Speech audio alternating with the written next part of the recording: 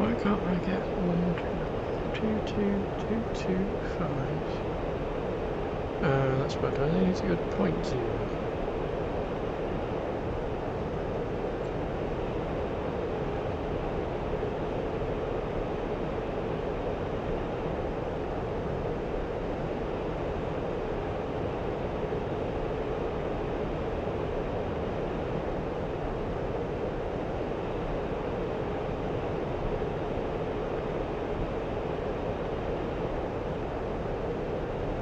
You're dealing with the F-15 radios. Yeah, I don't know why it won't pick up 225, 225 decimal 0. Push that down, it just flashes. UHF, I've got set.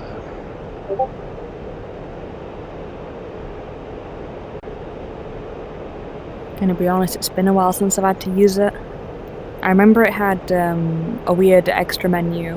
I think, was it you could select between the channel you just put in or the preset? Because I had an issue where it was operating on the preset channel and not the one I just put in.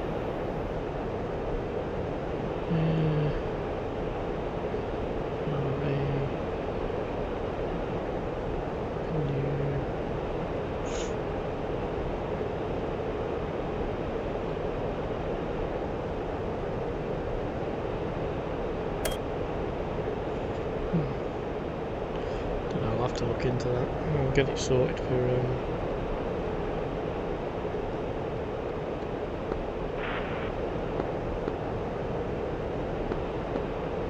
actually, let me have a look at if I do that. I couldn't hear you, but you are popping up there. Yeah, not there. I'm transmitting on 225, hold on.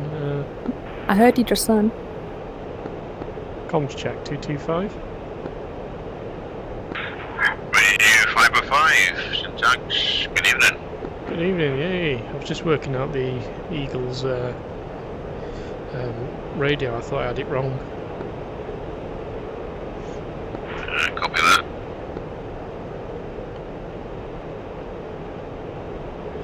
Right, let's turn back around.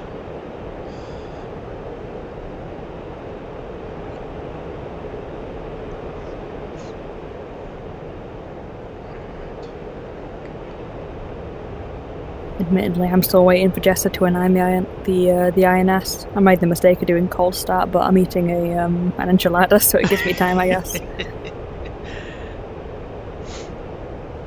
Yeah, put him to work. ABT. Yep, I can hear him clicking buttons in the back, and I'm just eating an enchilada in the front.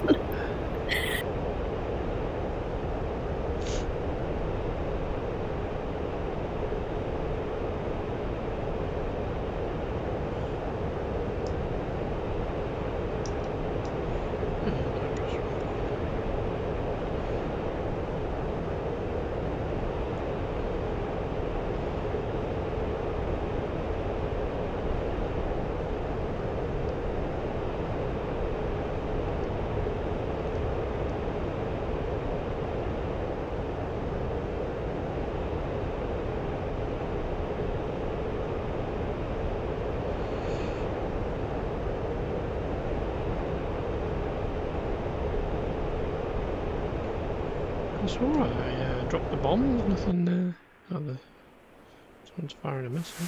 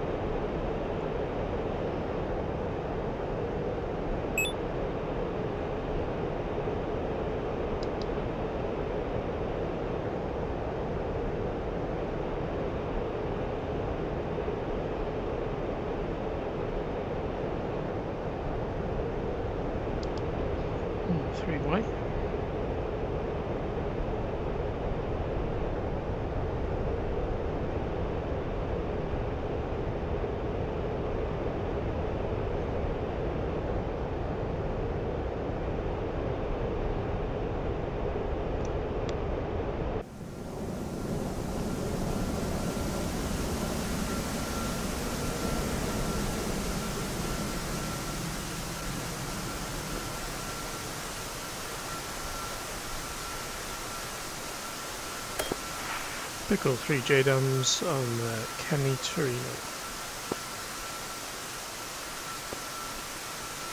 Beg your pardon, Ravemi. I've just flown out of Kemi Torino. Not offering you bomb yourself. Yeah, that would be a faux pas.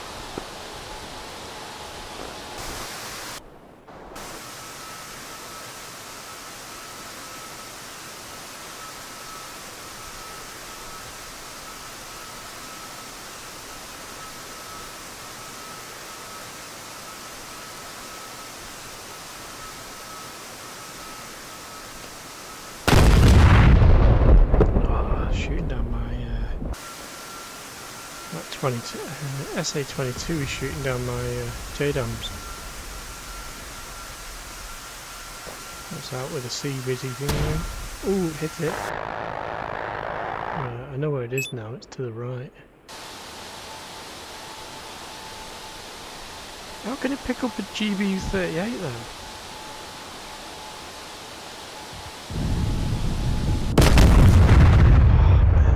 All my GPUs down.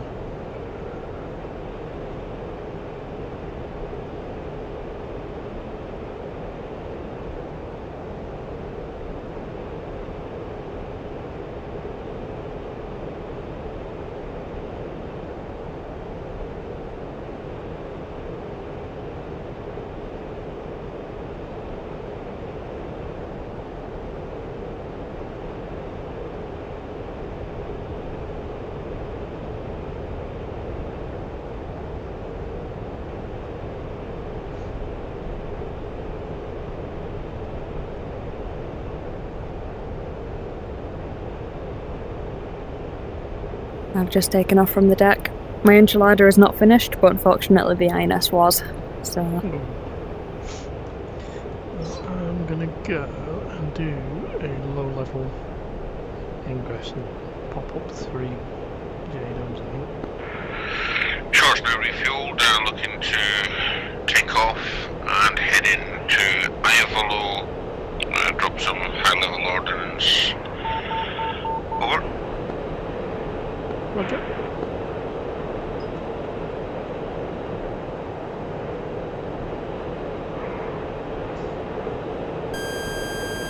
It's fine.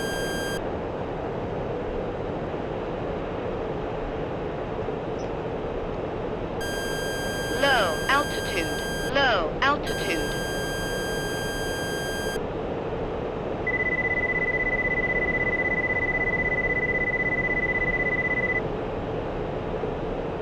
Over G, over G, over G, over G, It's fired on me. over G, Pull over up, G. pull up, pull up, pull up. Low altitude, over G, over G. Oh, it hit me. How did it get me that low? those sands are a nightmare sometimes. Yeah, so back up with the arms, right?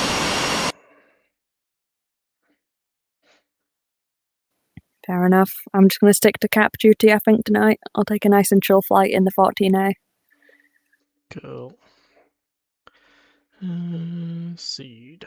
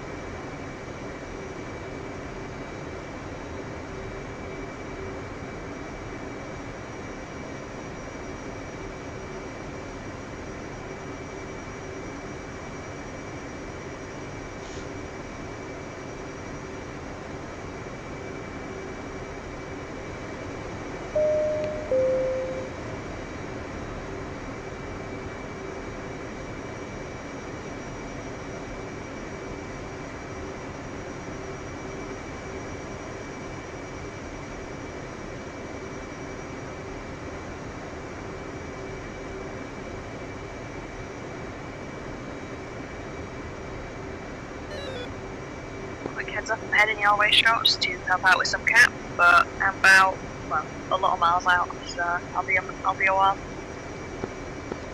Copy that.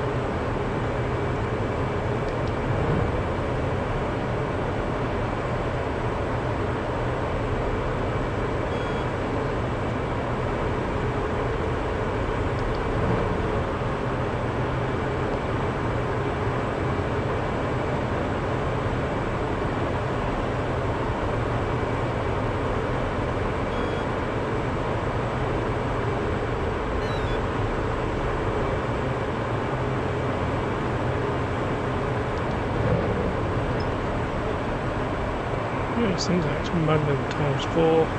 It's Ravona.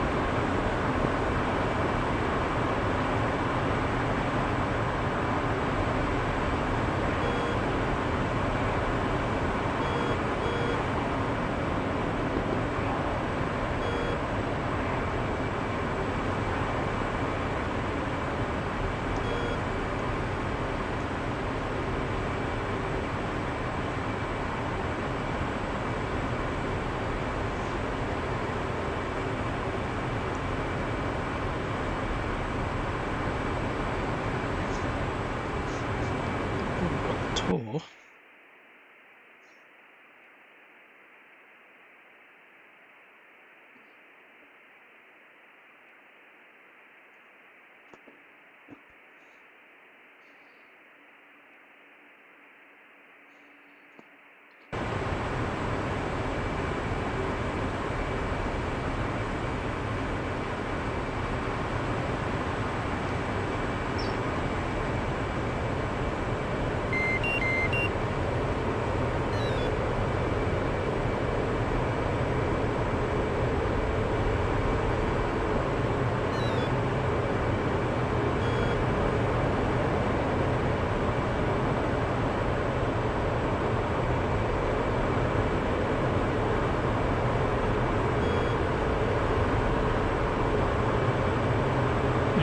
Panzer with the sword. Yes, got the SA-22. Nice. I am 20 miles out from the tanker, but I'm at Mach 1.7, so I should be on station soon. I had to get to 33,000 feet, drop the centre line, and then nosedive down, got to Mach 1.4 and managed to get a harm off against this guy. That's the only way you can kill it. Oof. I don't envy that. Those are rookie numbers for FLV. I know, I should be able. Sounds impressive for a Hornet, but I thought that's nothing. I mean, theoretically, I should. My dial goes to I think 2.4, but I've never reached over 1.9, and I'm in the A variant now, so I've got no chance.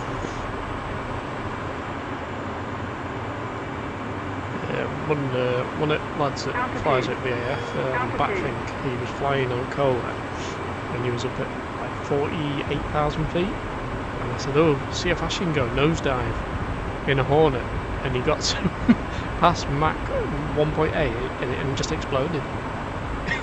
Just blew up. I've never seen a Hornet rip its wings off.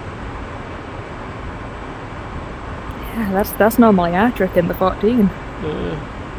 I've just come down from 45,000 feet, but I'm going to severely overshoot the tanker, because my speed brakes don't work until I'm under 500 knots.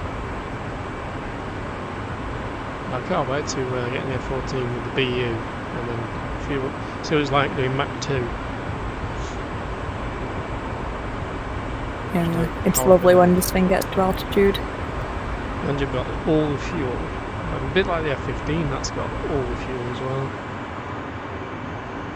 Yeah, I just did 160 miles, and I've still got 6,400 pounds left, and I was in burner that whole time.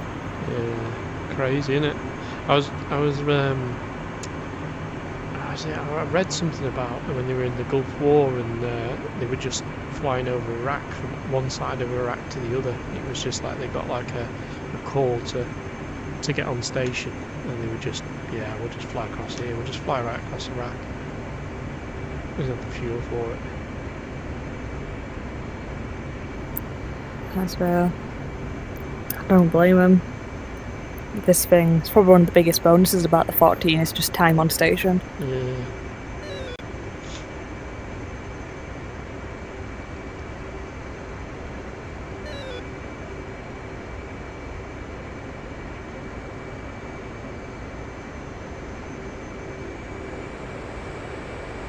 What headset do you fly with? Just the Quest 3. I want to upgrade eventually, but money, you know? Yeah, totally on it. Cost me an hour if like with a high max. I had a Quest 3 and it was good, it's just every time you bring out a bloody update, it breaks it. Oh, that's what I found anyway. And then in a drunken New Year's Eve, I was like, ah, fuck it, put it on the credit card. Bought a Pac-Max seatbelt. Probably one of the best decisions, in fairness. Best Yeah. drunk decision I've heard. And I was like, oh, right, I'll just sell the Meta. I'll get a little bit of money back. Yeah, I've been with Oculus since the Quest 2 first released, and I was like, I'm getting to stay loyal. But I probably should have just saved up and got the next one up. I think they're bringing out a new one soon. So they brought out the 3S, didn't they? I'm not sure if they're bringing out another further one. But they seem to be dead set on those bloody Meta glasses things in a minute. Yeah. Honestly, I mean, Meta keeps trying really hard to be like a business company and trying to appeal to proper businesses, but I don't know, the heart of Meta has always been the main games that are on there. Yeah, they want to. Headsets. Yeah, they want to keep you hooked into their like platform and not have it like a PC VR, which is wrong because it's a decent PC VR headset. You could if they opened it up a bit more and marketed it a bit more, they would get. I think they'd get a lot more uptake. Yeah, I mean, they've shut down a few of the most popular games just to get Horizon Worlds functioning, and still nobody likes it.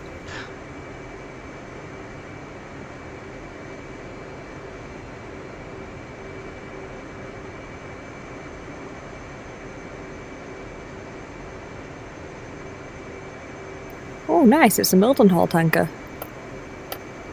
Probably one of the closest tankers that's near me. They got some left, have they? I mean, with the recent war, God knows. Request refueling. You see that one where I think was it Request did they come rearming. into Mildenhall, did they go back to Lakenheath? I don't know, and it was just peppered with like blast damage, and they had like little patches all over it. Literally, it looked like someone had just sprayed it with a load of bullets. And they flew it back in from Al Dafra, I think, where I think the Iranians hit it with a drone, and it took out an AWACS, and then I think the blast damaged like 3 or 4 KC-135s, and then they just patched them up with these like yellow patches, and then flew them back to the UK. But they look really damaged. I mean, absolutely peppered like Swiss cheese. I did see an image of one of them. Yeah, I don't envy that crew in the slightest. I wouldn't want to fly that back even. Yeah. Yeah. Can you imagine that? Because it's going to be an 8-9 hour flight, 8 hour flight at least. And then you're like, yeah, the fuselage just might tear itself to pieces at any second. Yeah, but that was a fun trip. Yeah, I know the what are they called? The maintenance guys must make sure it's safe, but just looking at it, I won't want to be in that thing. Yeah. But like, oh yeah, it's fine, guys. Fine. Alright.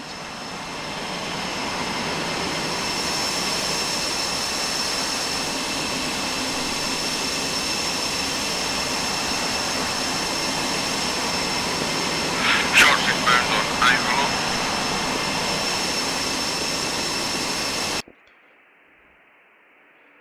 How's it looking?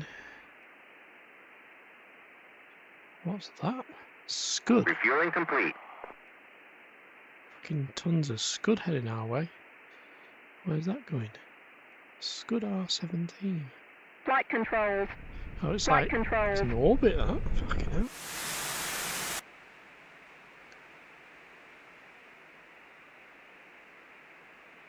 Where are they firing that at?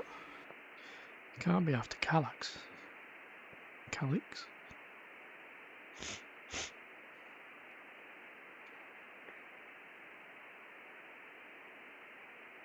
Rearming complete.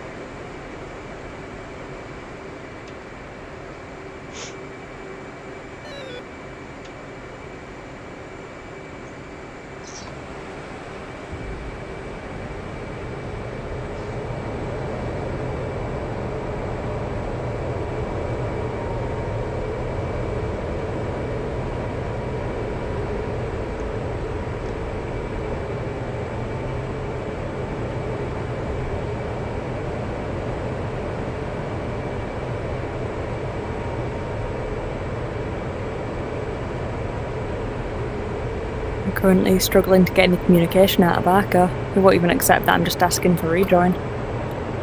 Oh no. Is that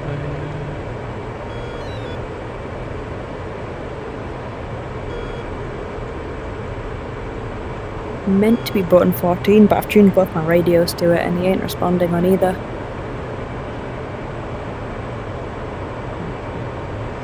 AWACS check-in 255. What was that? That's Patriot. Carrier tower, carrier cap A, ground tower control, AWACS cap B, Navy main tanker. Carrier approach, carrier marshal, carrier approach B, carrier head tanker, main tanker. Well, that's good, it's not even on there. I think I found him. Button 14 for the F-14 is bringing me to 266 and the tank is on 260.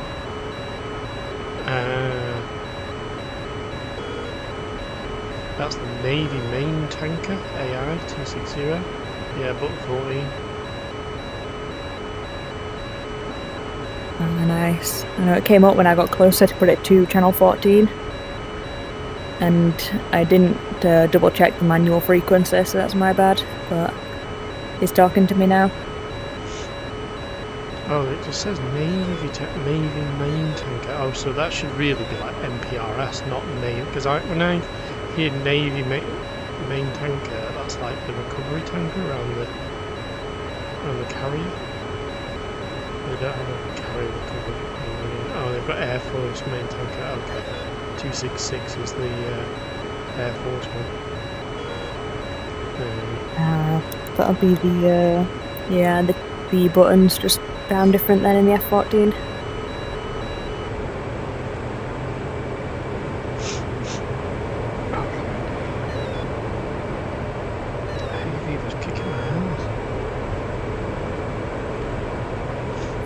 I know what you mean. I had to take antihistamine the other day. Yeah. Have you got it back? Yeah, normally I'm like, I don't really, well, I never thought I suffered badly from it. But lately, I just sat in the office with my eyes just streaming. I suffered bad from it when I was younger. Nowadays, I mean, the past few years I haven't had it at all, but this year it's managing to get me just a little. Enough that I've got the antihistamines just in case. Yeah, I stole some of the lads and sits next to me at work. Glad he had some actually. Yeah, I recommend Purities if you can get it. For me, just 1.24 hours and it just gets rid of everything.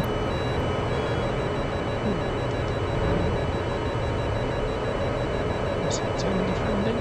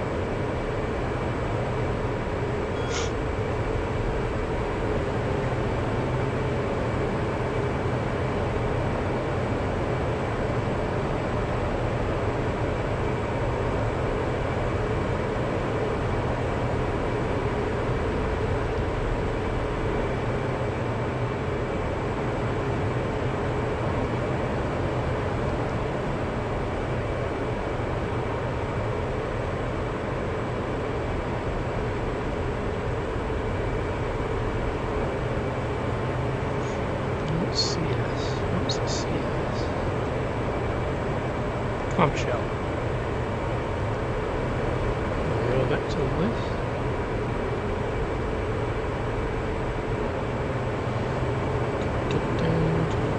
Centre around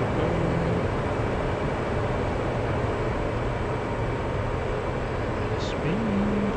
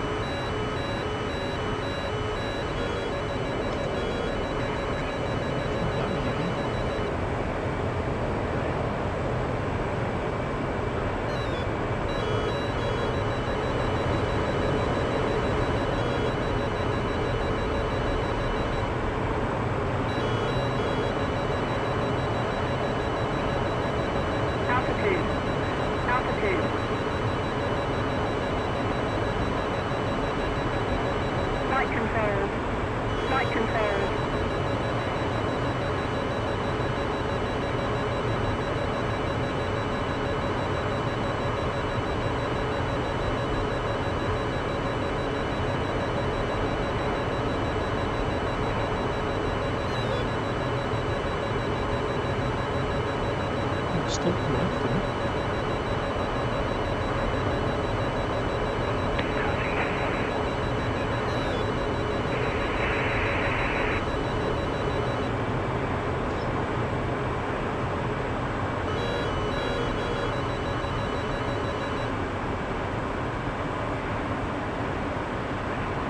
Engine right. Engine right.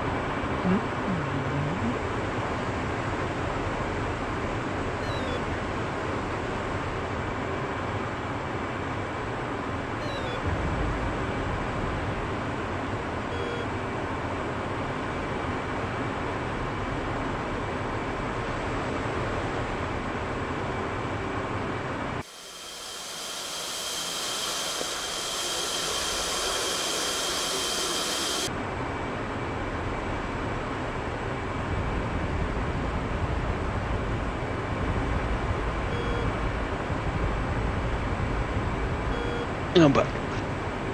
You alright?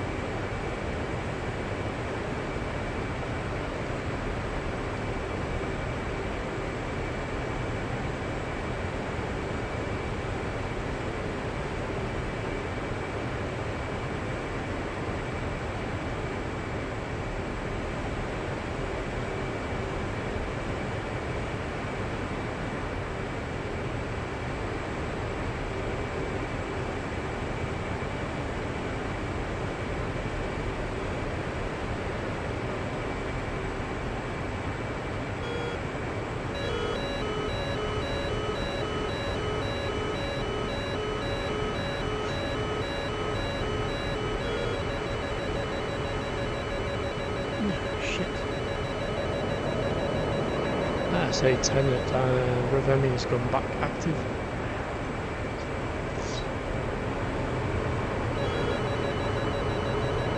That was lovely. So nothing made on the SA10 then? We've got the SA22. The SA-10 has been repaired. Great. Altitude. Altitude.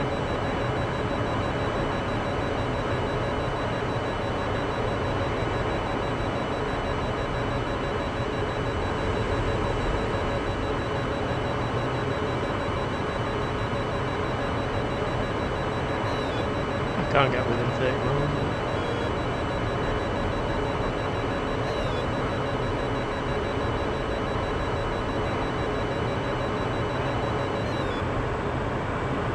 Sorry, I went quiet there. I've just finished tanking. Just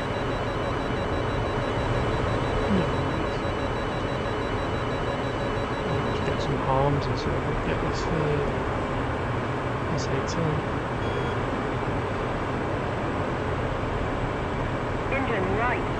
Engine right.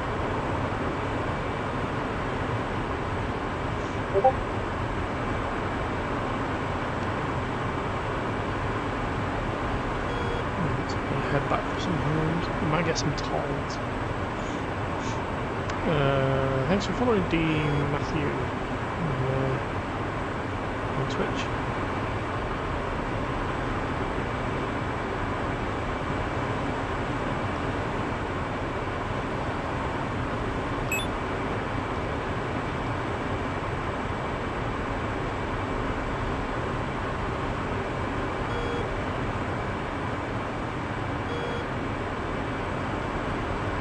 £3,000.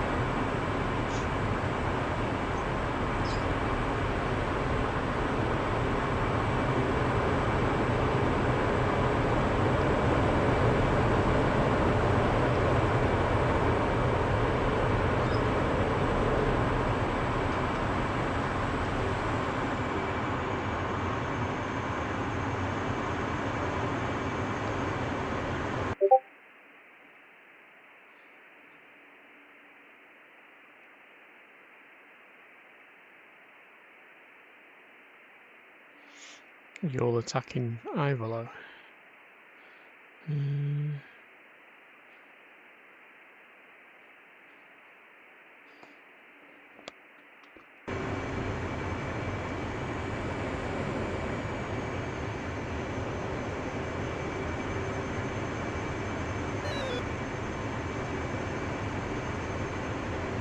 I'm just going to be providing cap just up and down this border, I think, today.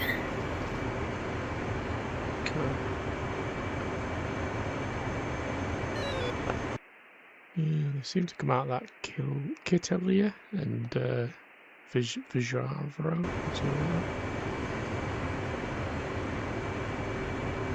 Ah, nice. I'll head down south that way then. I see quite a few aircrafts around there, so I'll try and make sure that I get to that C-130.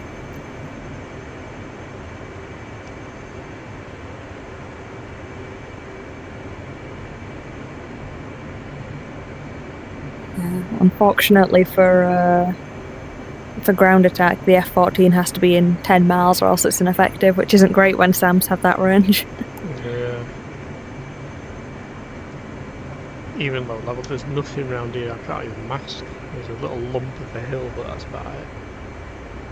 Can't even do pop-up.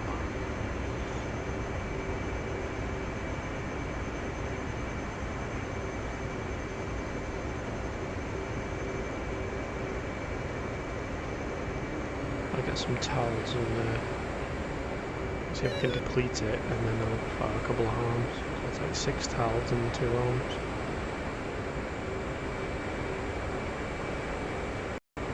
Oh no, the headset's just crashed. Yep, DCS crashed. That's unlucky.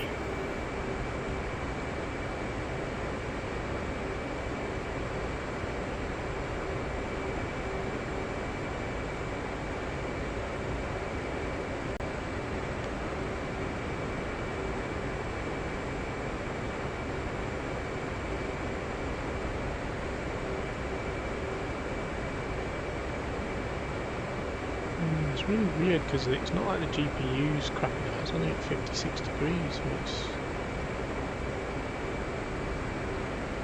Have you got the DCS error log?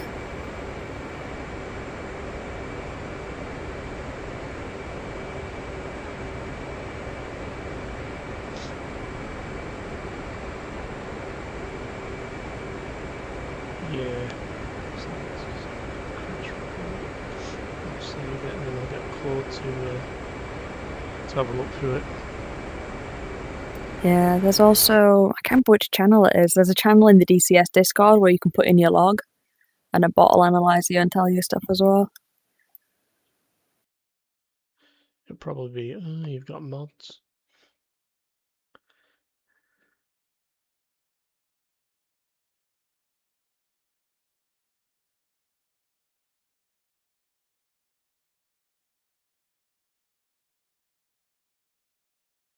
Yeah, right, let's disable that. That.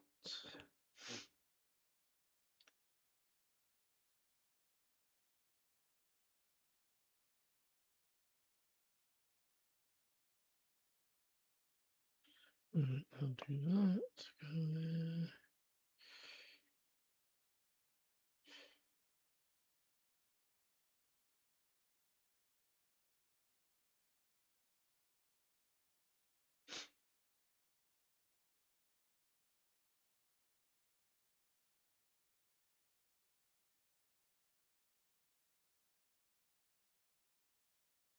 Ooh, intercept bombers. Might have to keep an eye out for those.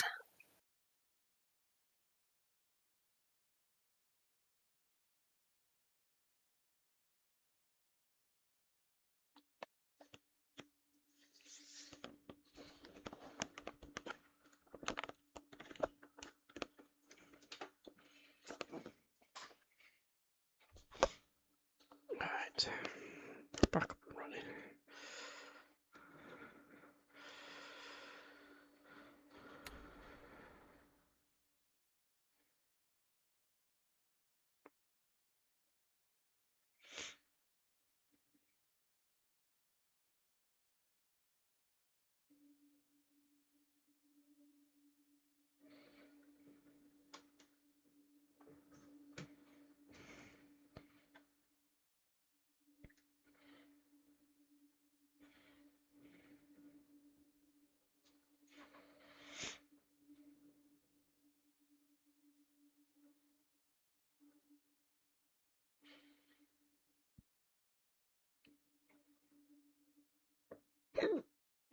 Christ, hiccup.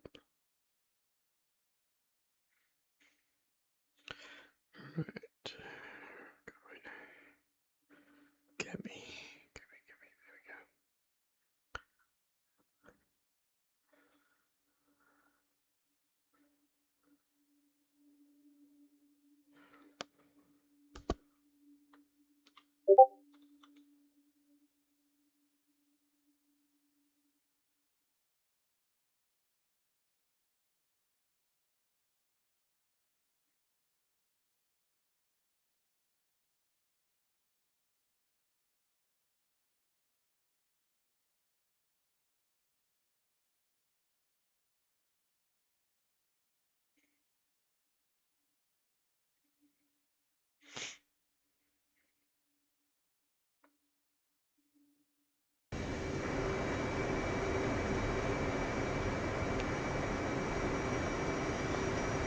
Back in the game.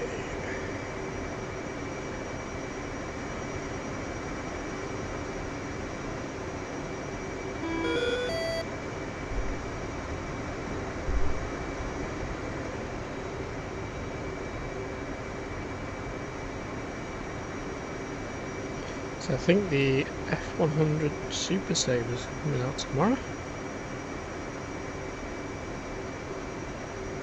Ooh, A few people have tested it. Apparently there's a few problems on it. Especially with the static launch. Or whatever you want to call it. Or the Zell thing. Yeah.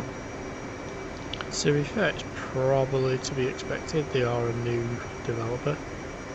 And the only other thing they built prior to that was the mod of the F22 mod.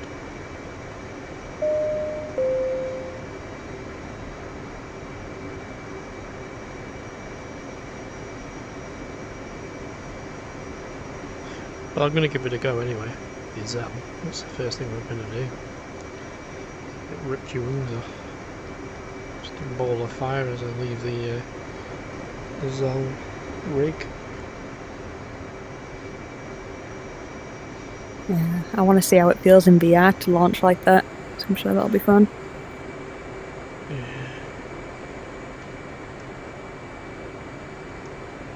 I am curious how they'll implement it into servers, though. Like how they'll let you actually spawn using it. I guess a bit like FARPs, you know, like they'll put them where a Harrier or could potentially take off VTOL wise. That's what I would do anyway. Put them somewhere like that. But I guess it's probably it's probably only going to be on like Cold War ones. I don't know if they put it on like grey flag, like a normal grey flag. Yeah. It'd be fun to see how they'll actually limit it. Because obviously you can't just say a random truck truck me right to their border. Yeah. I wonder if you can move. I wonder if it's drivable. You know, like on a rig or something. Oh, that'd be fun. Just like, drive it through a city and forward operating base.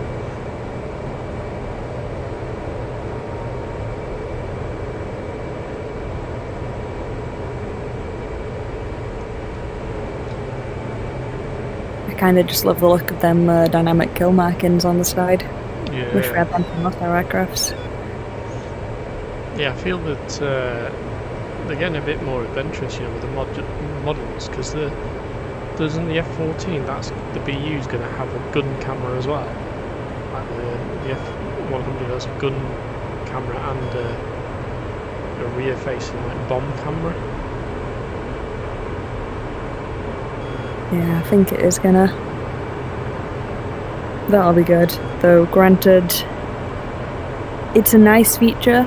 I'm not sure how much I'll use it. Yeah. But it is a good feature. Probably be able to get a few nice clips from it. I think when every other YouTuber will probably be using it. It'll become a bit boring pretty quick.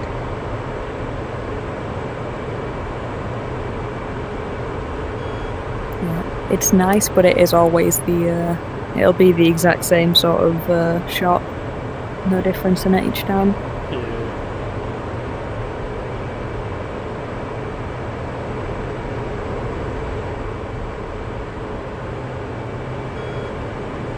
I'll definitely take it though. It's a nice feature to have, and it's good that they're adding more and more to modules now. Yeah, I can't wait till we get like the Rafale, Typhoon, A6 Intruder, F-14BU, F-15C. We're spoiled for choice.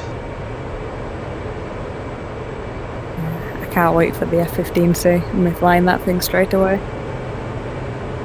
I was in the Roswell Discord, and he's putting out a load of 3D models and stuff. I think it's for this Falcon 4? Falcon 5? Ah, yeah. Falcon 5? BMS has, it might be the official Falcon game, so now I'm going to say BMS has a full fidelity F-15C. That's lovely. Because he's got, so Rosman put in has created a new channel in the Rosman Discord, and it's got some like bolt number, which is a bolt number of an F-15 that some guy's got that's redoing the cockpit into a simulator, and he's allowed Rosman to like scan it. Ooh, that'll be nice for accuracy then.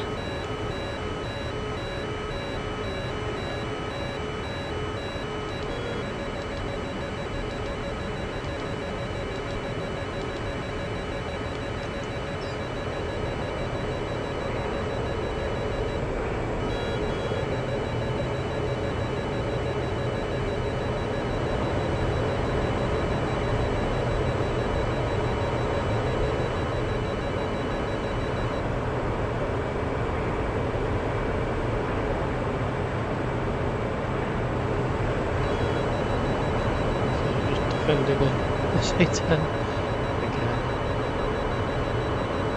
Oh god.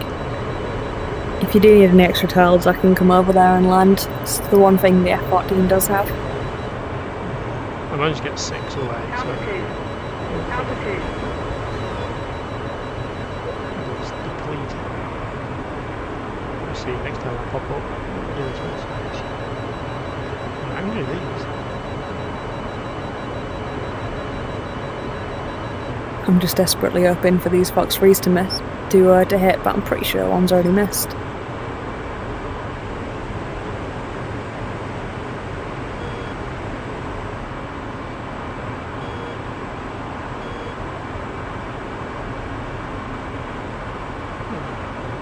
Three SU-33s coming in now.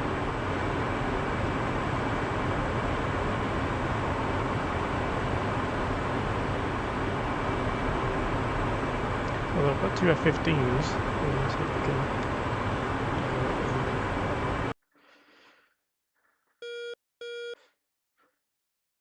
Nice. One of my Phoenixes missed, so I'm just going to hunt down the other guy, while my other Phoenixes go active on the other.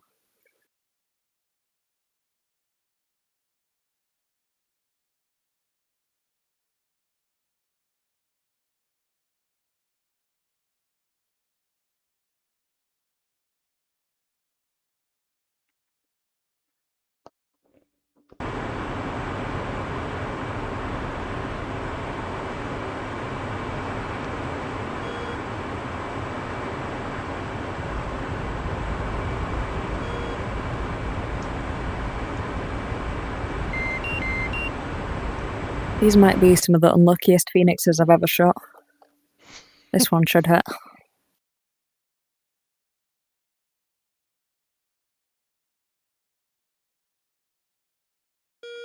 yes. Hey, splash one, finally.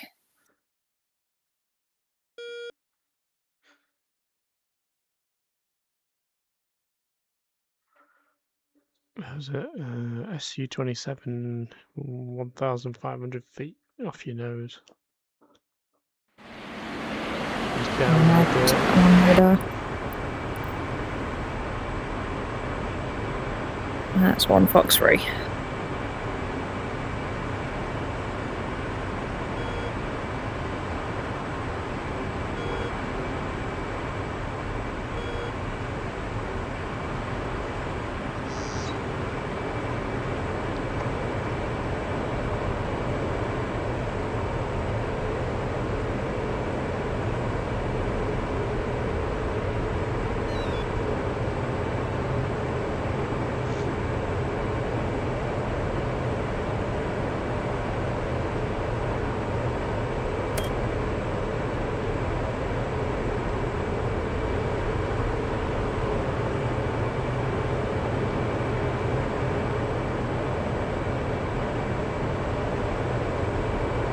Splash, but he sent a missile at me, and I'm hoping I've evaded it because I can't see it anymore.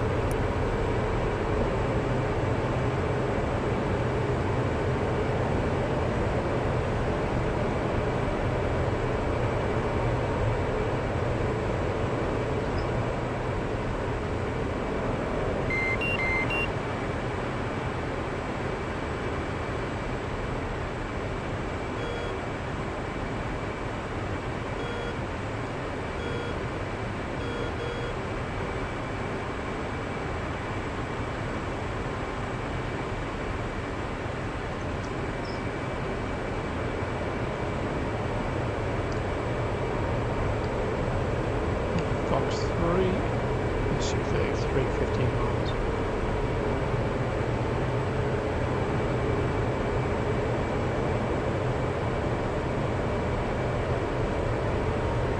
Oh, I'm gonna have to restart my headset. It just froze on me and I've lost, yeah. It's all lagged out. I'll try and land first to redeem these points and deal with the lag.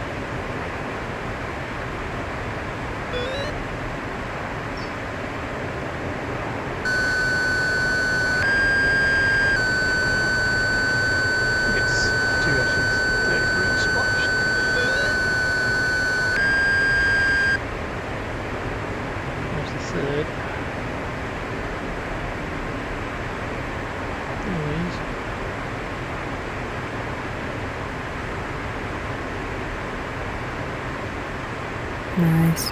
I'm just heading towards Karuna to try land and redeem these points so I can restart the headset. Nice one.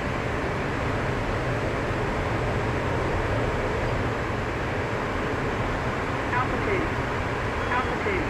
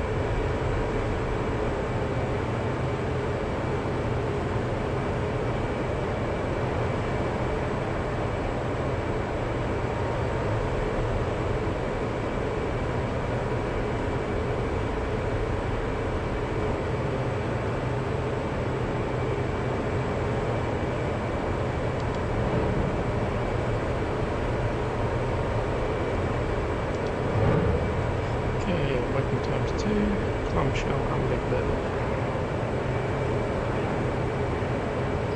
Nice. See if they hit.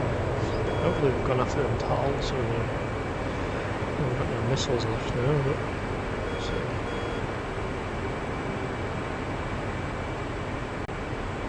Aye. Good luck with them. So go in, see if we get shot down.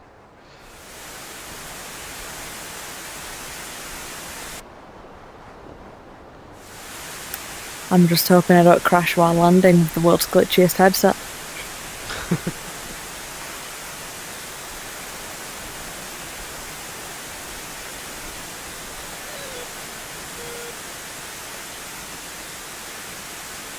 We were doing formation flying with the BAF the other day. We got like a farewell flight and we were doing a big diamond, and my headset locked up as we were just flying over Akaturi.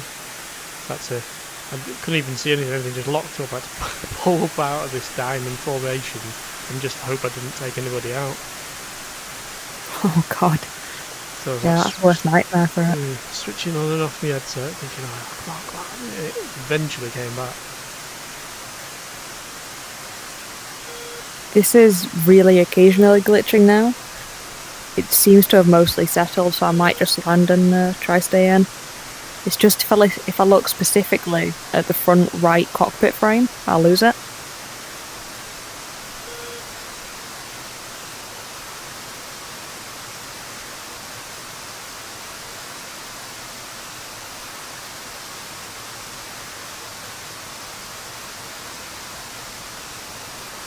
Missiles aren't getting shot down and it's going after the clamshell.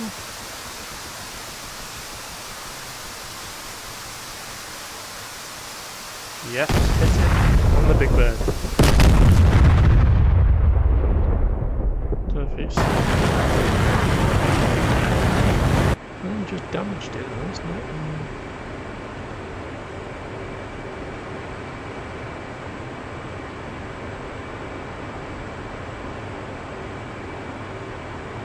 Oh, there we go. Destroyed.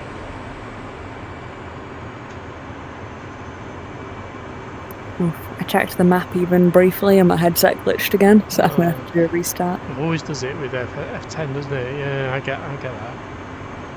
I think it tries to load all that info in and it just craps itself. Yeah, it's when like on the monitor DCS looks clear, Altitude. but in the headset every other frame is jerking around like crazy.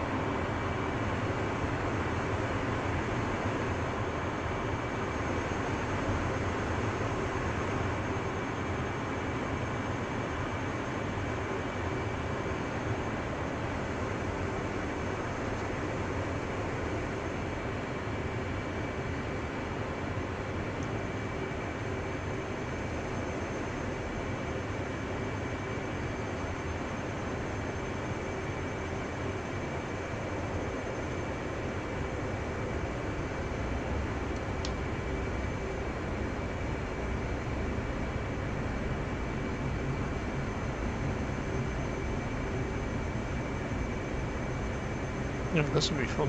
One F-15 is coming in, two F-15s coming in to land, and I'm going in to land on the other end of the runway. Oh god. Good luck. Let's see if I can miss them. Well, they're going down the left hand side. Let's see if I can land on the right and pass them.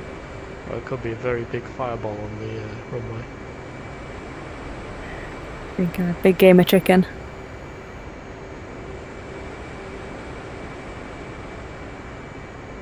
So don't turn. Oh shit.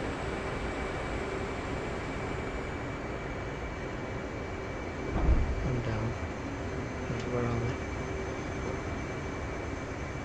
Oh, there they are. Oh, it's turning, it's turning, it's turning.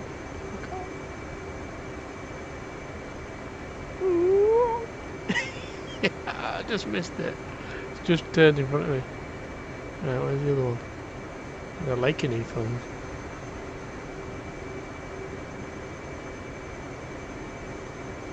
Get off the runway quick.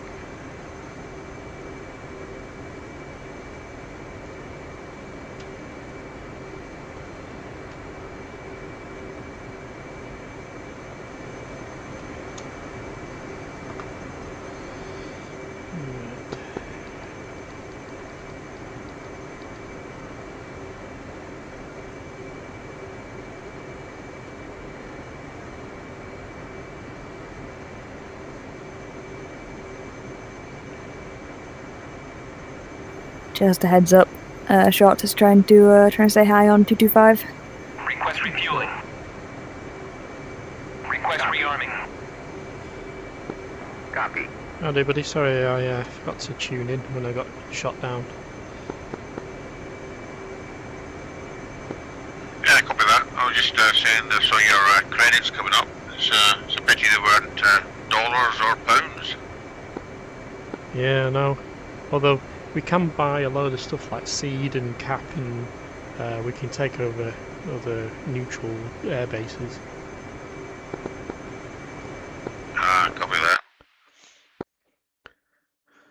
What else? Where are you? Are you still fighting against Ivalo?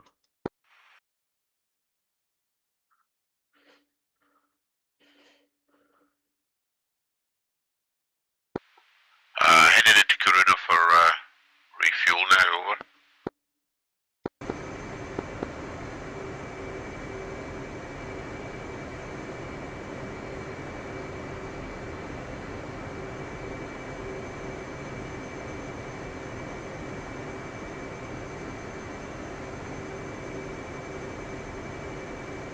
Request restart my headset, and I'll be back in 5. Request rearming. Roger. Copy.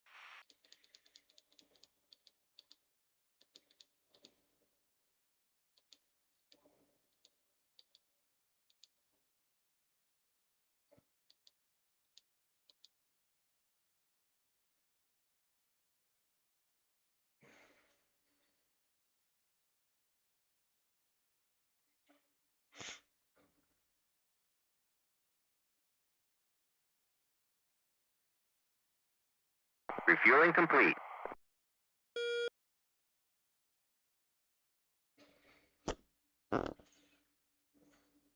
Flight controls. Flight controls.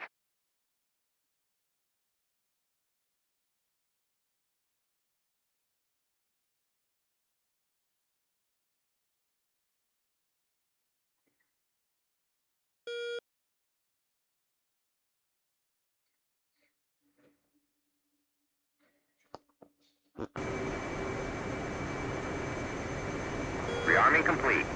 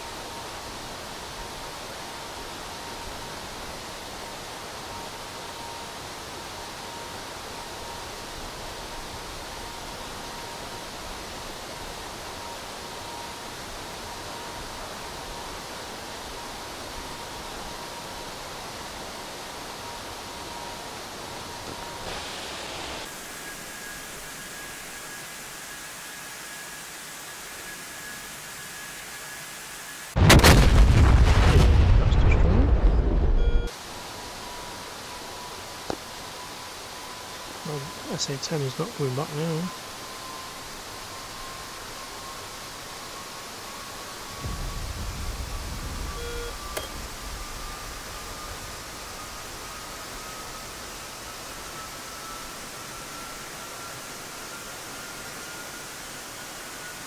You still having trouble with those Sams, or you managed to get them? I've got them now, yeah, I've got them. They're all dead. SA10's down, SA15's, and SA22 gone. No spikes, so now I'm going to take out an MI8 and get on with it. Nice. Just taxiing for takeoff at Garuma.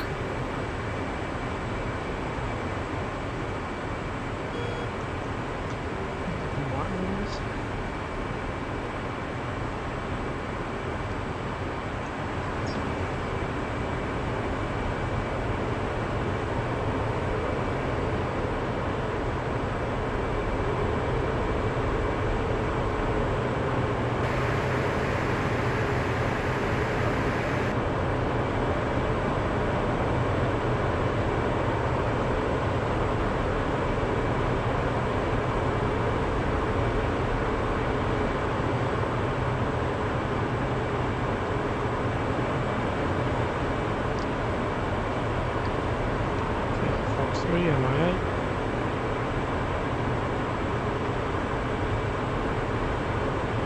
Altitude. Splash. Altitude.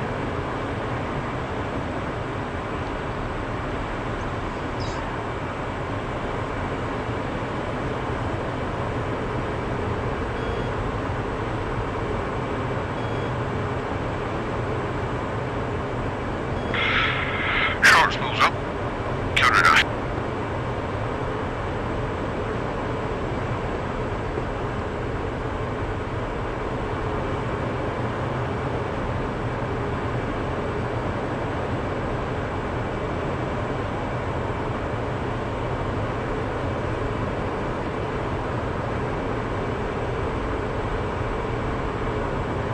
Took 3 arms for nothing. Never mind. Take them back. Crew chief will be happy. Better to have them and not need them at least.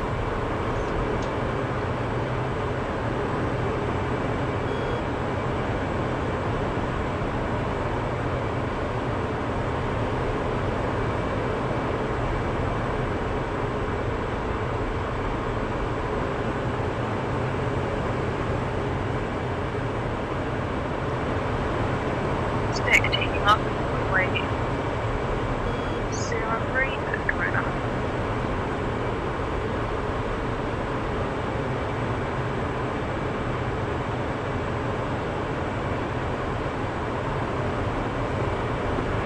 Yeah, copy that stick. Altitude. Altitude.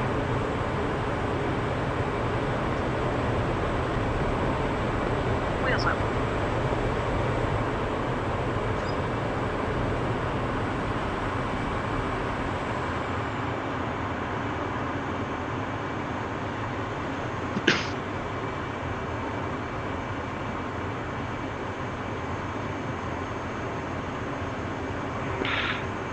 Short in 090, Angels 10.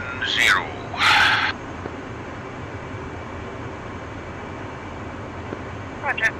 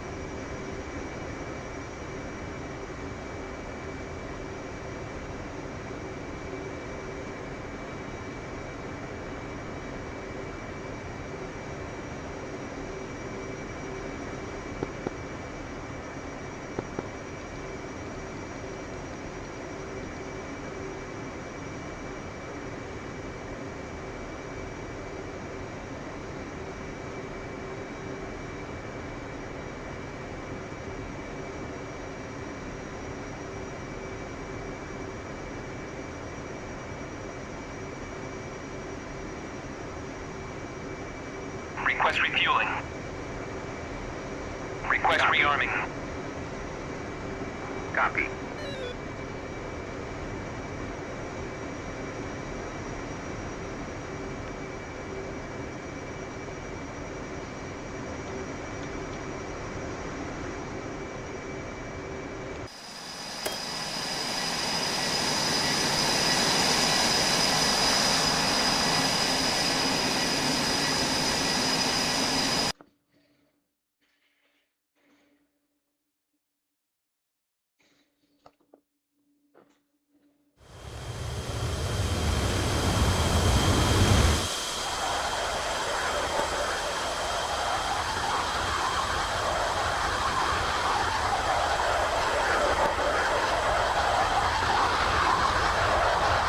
Go.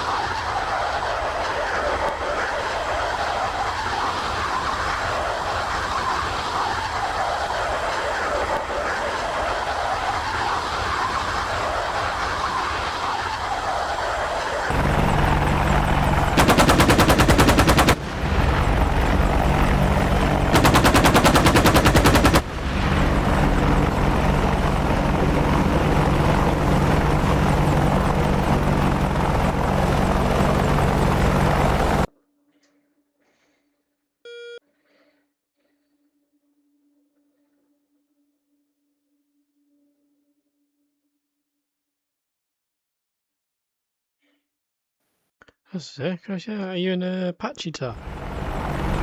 Yep. Indeed. Yes.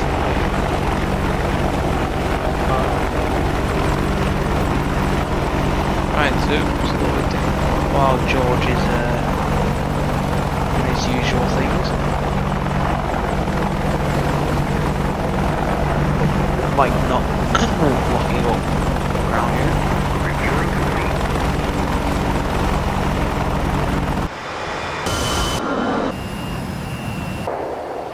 Flight control. Flight control.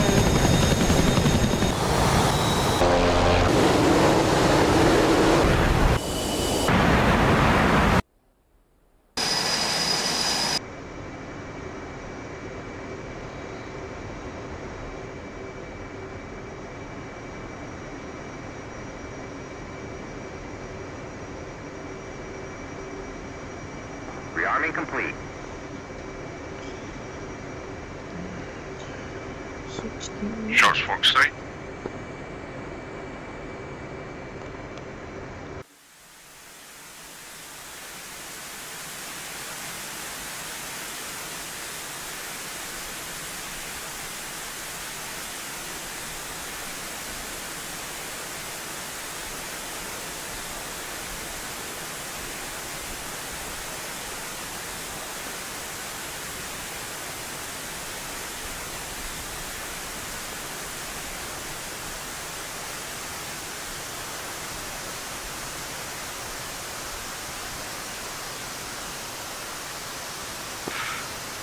Shots Fox 3.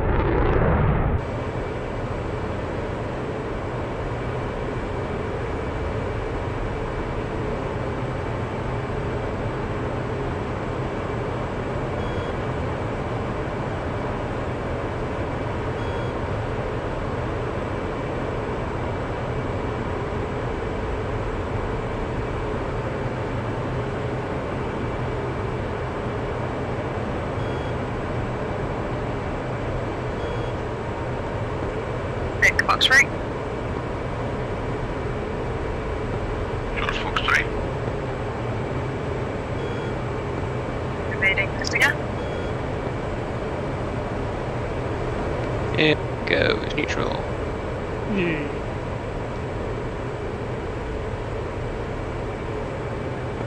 See if I can capture it.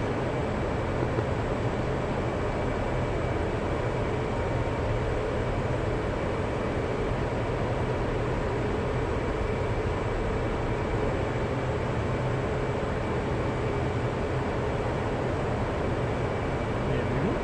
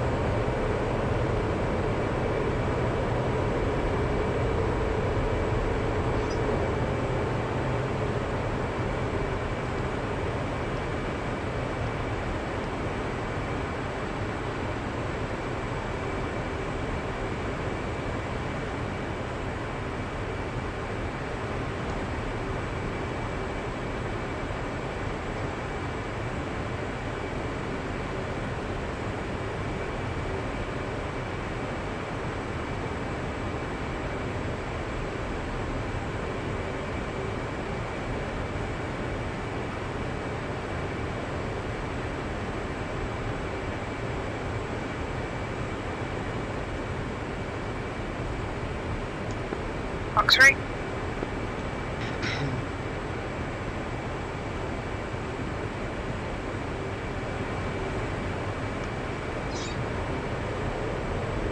So I can grease on my throttle quadrant. You need some grease for this, some grease. And yeah, I need some grease there, it's a bit squeaky. I put it into my D10 with the I've got two finger lifts on the Orion over in the right, and when I push it into the burner it gives off a massive squeak. I need some like silicone grease.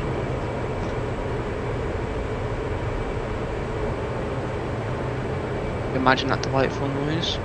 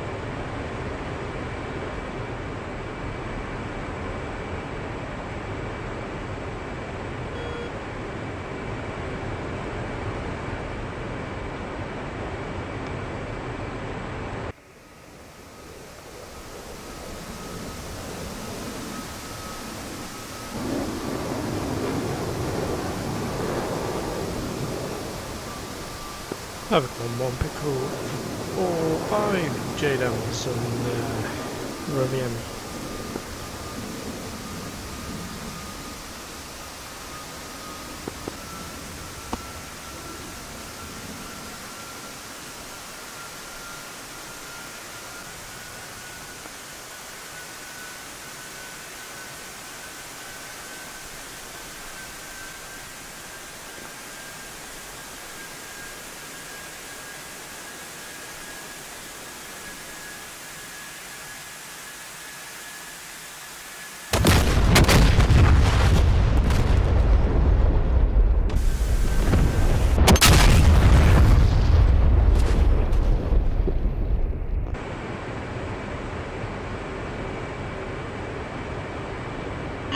I wanna go. I'll be on tomorrow if you're on. Day is it? Friday? I should be on actually. If Yeah. I'm not doing out. This just wants to watch anything on TV or anything crap like that, then yeah, I'll be on. Yeah.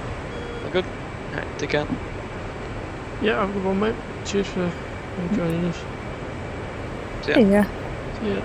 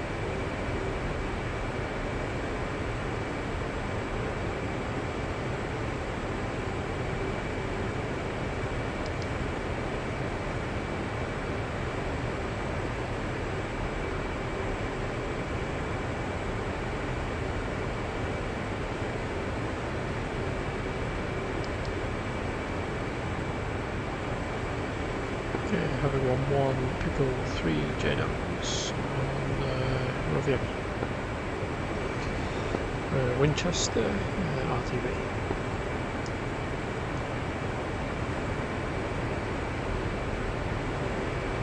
I think I've got the world's most horrible idea, which is I see 3 enemies, and I'm thinking if I can sneak up behind them, is it possible to take all 3?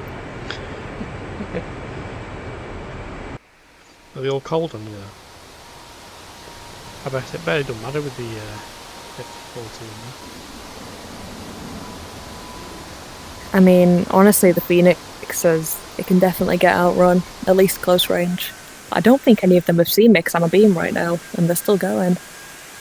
Yeah, I passed 2 SU-34s the other night, literally 10 miles off by 9 o'clock, while I was just,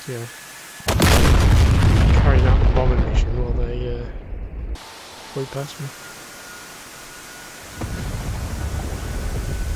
Yeah, I'm gonna start slowly turning hot and maybe trying my luck. Bunch of flankers.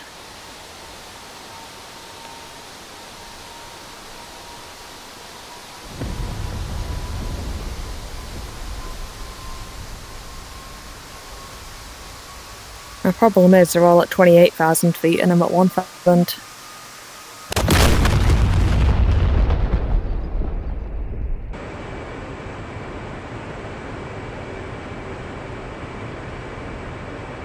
Yeah, it's some climb to get it up there. Yeah, I'm gonna wait till I'm plenty close enough and pop up. So, yeah. I don't really trust Jester's gonna lock them all in time. I have to manually pal this, I'm gonna have to guide each missile in.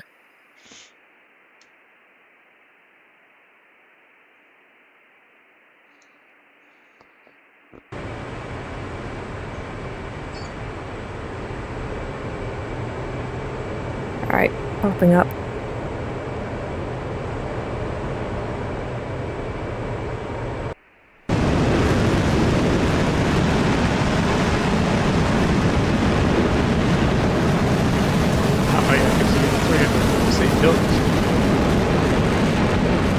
if Jester can lock him.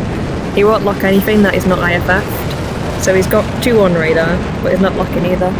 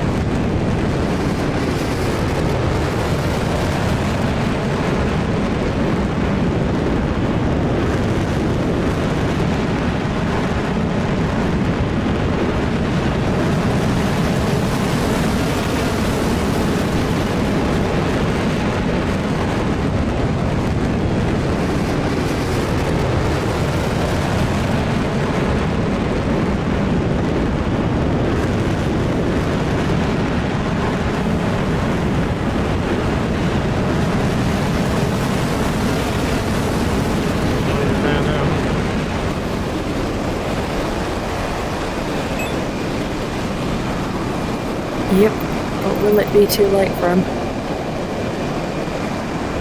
Splash ball.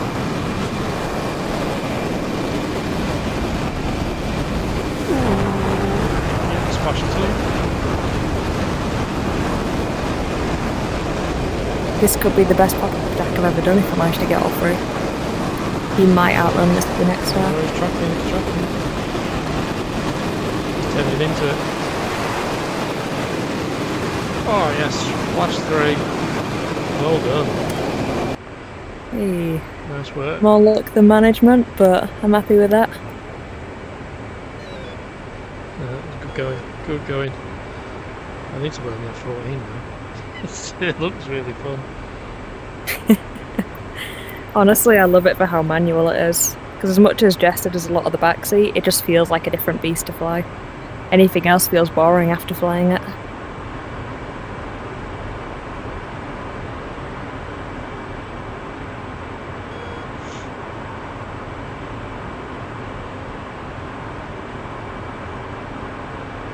I don't know when the typhoon gets here. I think a lot of people are just going to be flying that constantly. I think even our VAF, a lot of people are going to jump out the Hornet to switch airframes.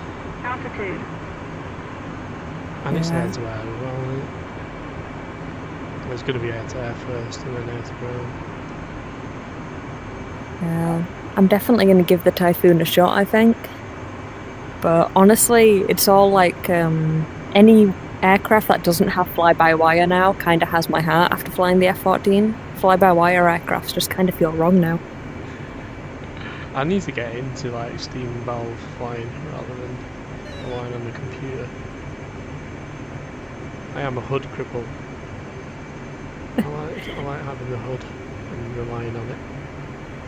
That's fair. It took me quite a long time to get used to the F-14, but I think the F-14 is kind of a sweet spot between them. Because, like, say, the F-4, it doesn't, you've got to manually calculate stuff like your bomb drops. The 14 has modern calculations, but you've still got to trim and stuff and watch your old-fashioned dials. So you've got to get out like the bomb, isn't it the bomb tech? It's like a dial that you've got to spin. What it looks like. Yeah, there's a few of them in World War II aircrafts. For the F-4 in bombing, there's a calculator you've got to put in. You need to put in all the proper numbers, and then you've still just got to hope that you're dropping them accurately.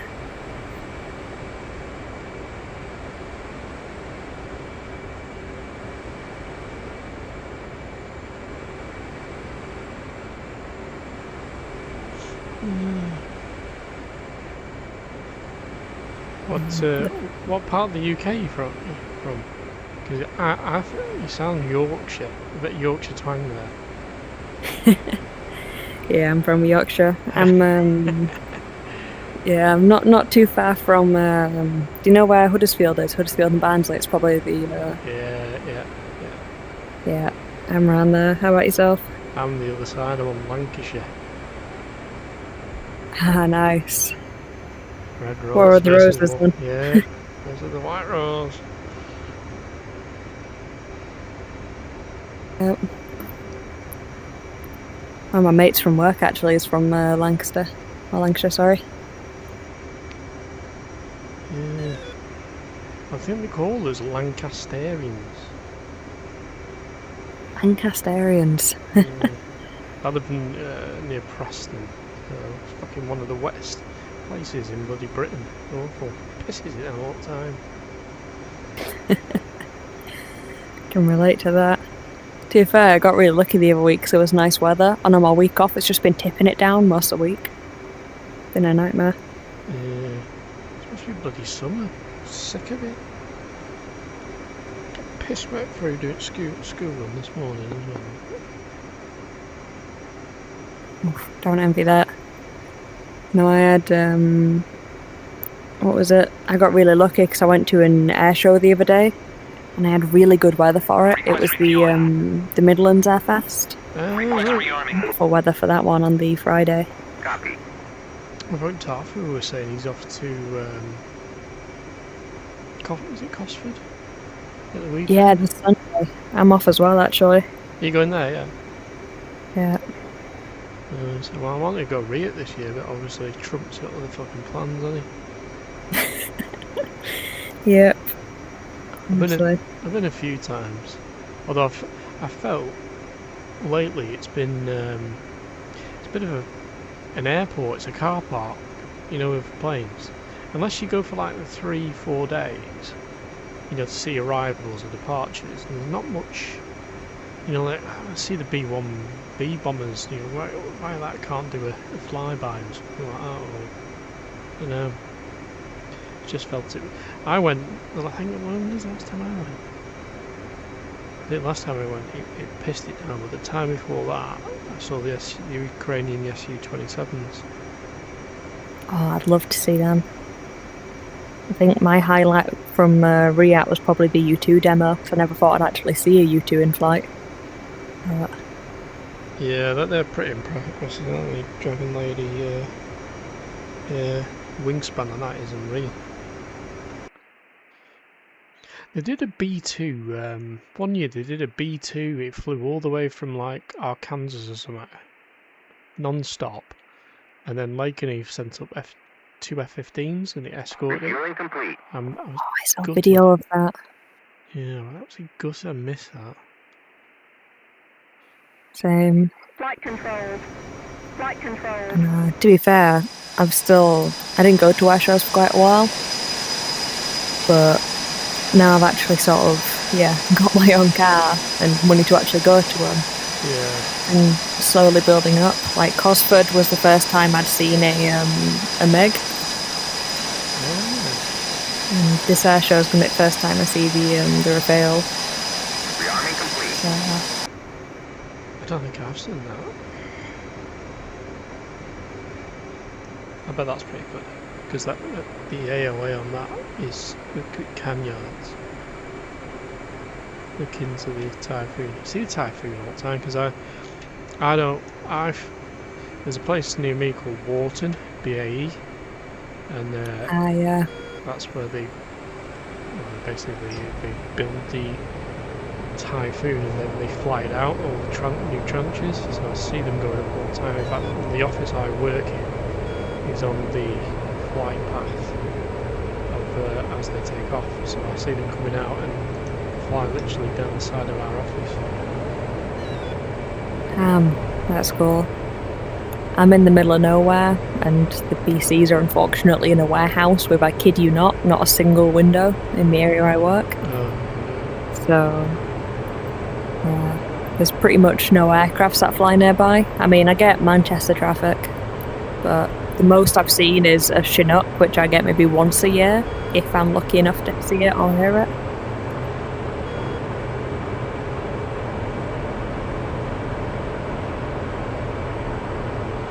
Yeah, it's a bit of a busman's holiday around here. Oh shit. Yeah, they're always up. and they have like midlife updates. So they have the Saudis come in.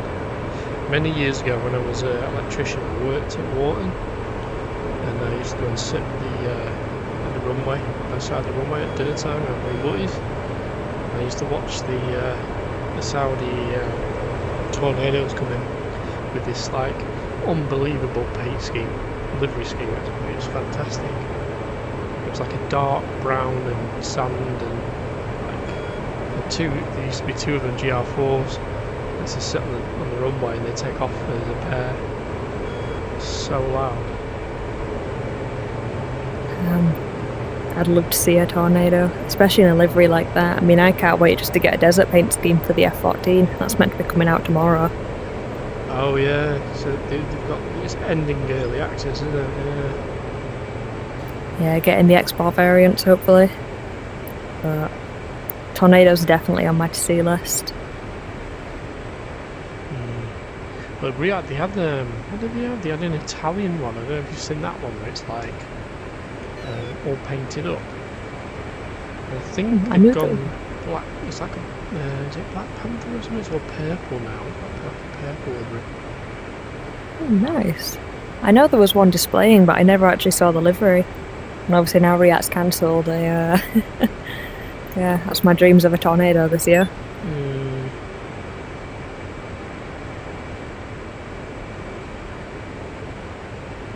Honestly, I'm debating about one of these days just road tripping over to Germany, just spending a bit of time there. Because joys of shifts is I get 4 days off, so in theory it's a lot of driving, but... Oh yeah, you'd be able to do that in 4 days easy. Back. Exactly. Yeah. Well, I've got £4,000 of fuel and 60 miles. We'll see how this goes.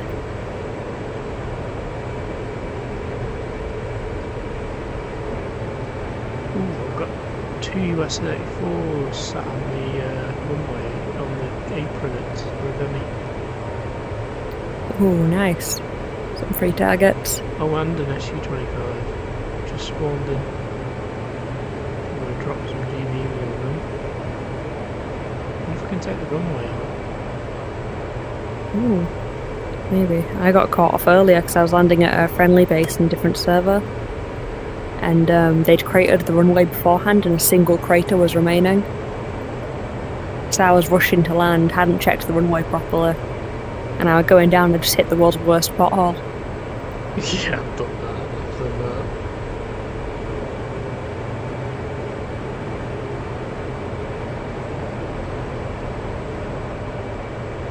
Oh, 60 seconds over there, what's that mean?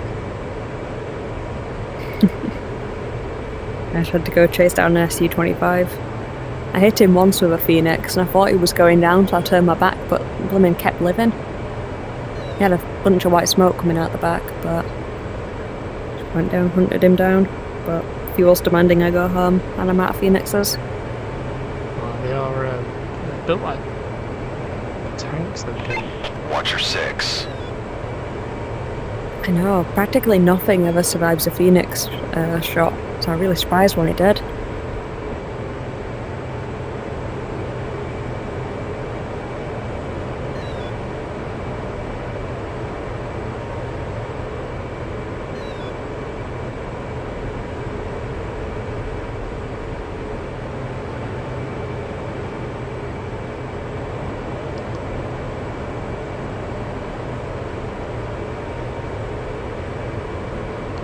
One J down, two SU-34s on the apron. There we go, Really nice.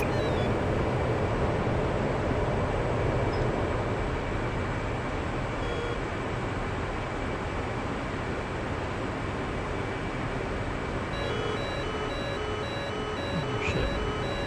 Going nice, locking me up now.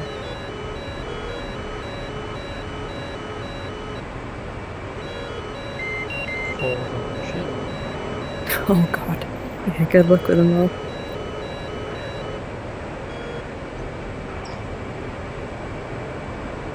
Finally already.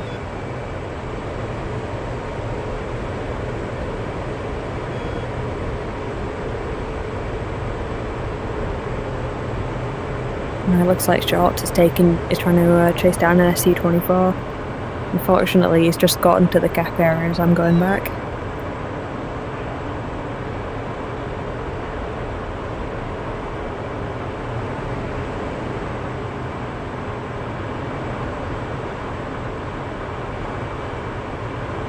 Altitude. Altitude.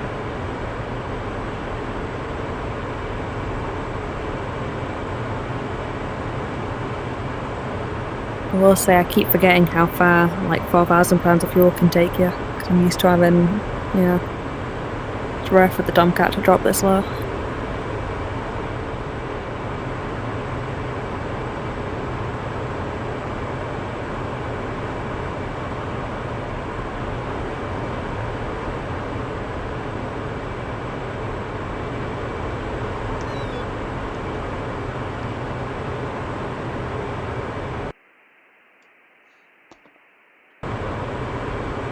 We've got the SU-34 on the SU-24. Engine right.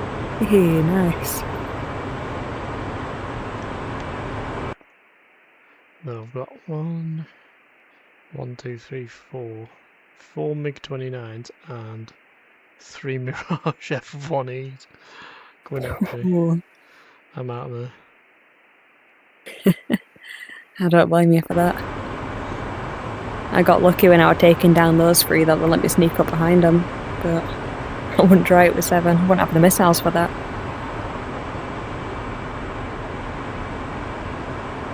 Yeah, but I've got one hammer on and two side landing. What I might do though, I'll pretend I'm going away and then I'll bugger off. I'm not picking anything up on data. See if I can turn cold and then I can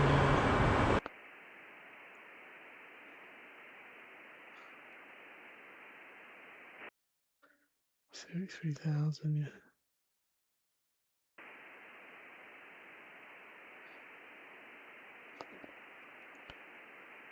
I managed to spend all 6 Phoenix taking down those few aircrafts.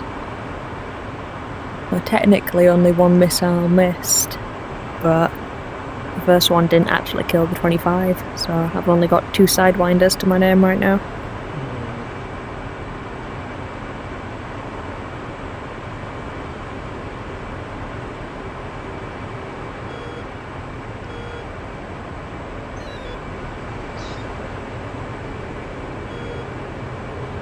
So I can get these JDOMs off.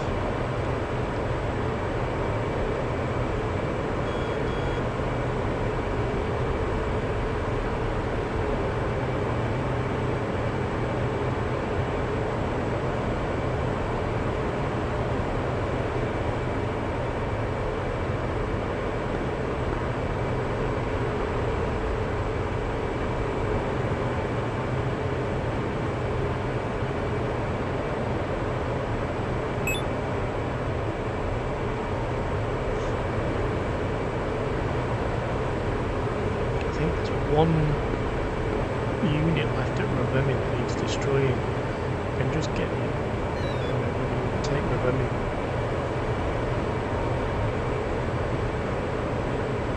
Oh, nice. That'll be good.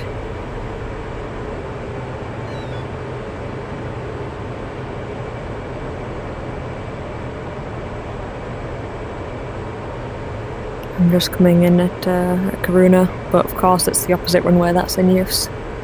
So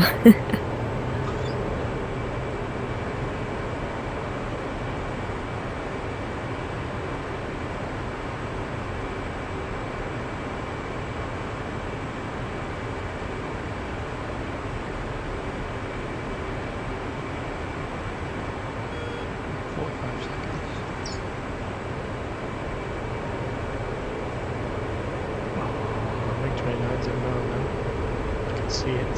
See his contrail. 30 seconds. Oh, 2 of them. Oh, I'm getting locked.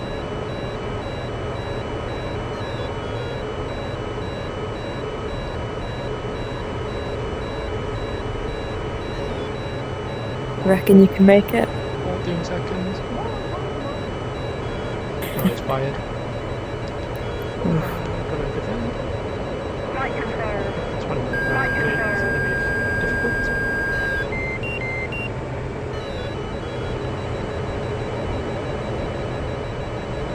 Shit, I just realised my anti-skid wasn't on for takeoff.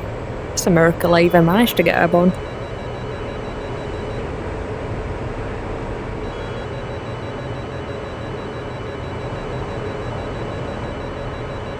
it?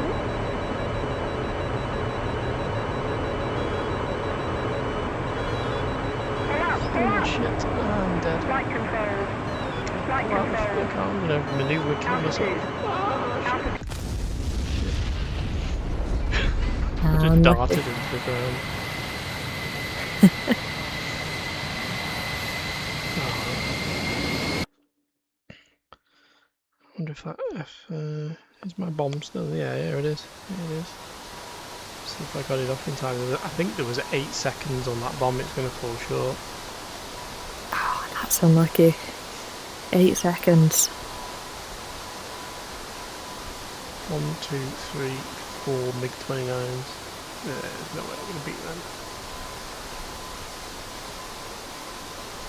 I'm afraid I'm all the way at Karuna. So it'd probably take me way too long to even get there for cap. Oh shit, so I've got 1, 2, 3. So 3 MiG-29s and 3 F1s. Whew. You're making me want to start transiting over there for cap now if there's that amount of targets. Shorts is been up with the murder hornet as well. 10 ammo on. Yeah, that's good.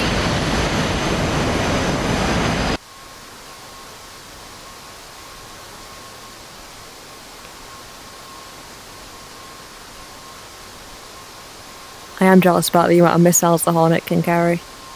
I can only carry 8 air-to-air missiles at a time.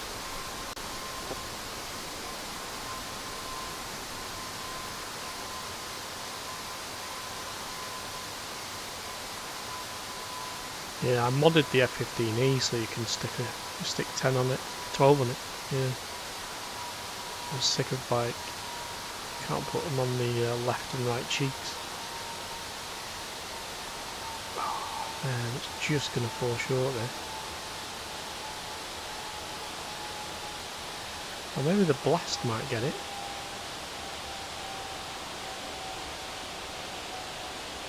Oh, it was literally 50 meters. It's an SA-15.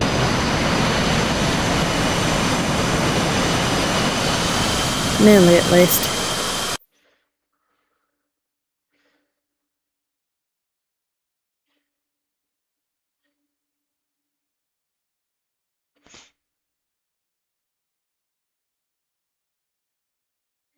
Right, let's take some air to air.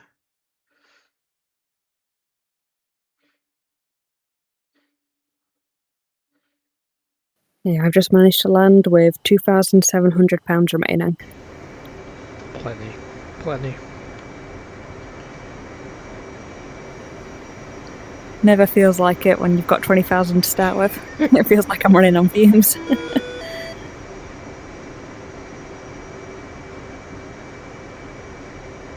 That is one thing, the Tomcat's fuel gauge can be off by £800. So my engines ran out just below 1,000 before.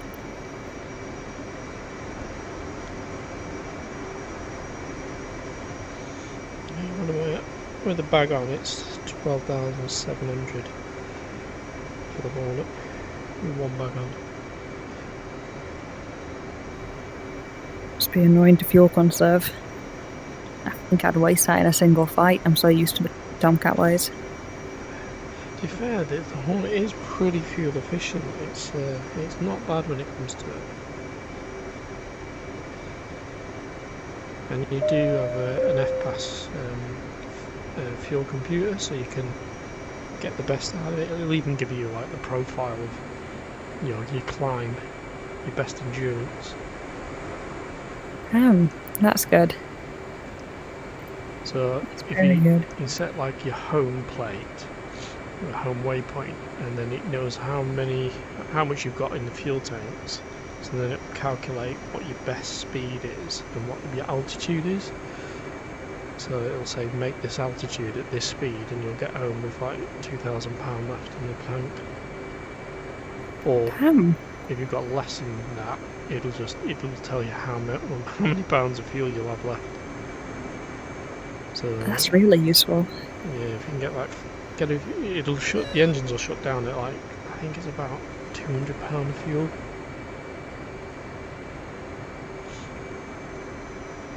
So you can get I've away got with it. fuel flow, and I've got quantity. I'm maxing on quantity, which I can only see if I push a button. So I can just kind of watch fuel flow, and that's all I've really got to measure that.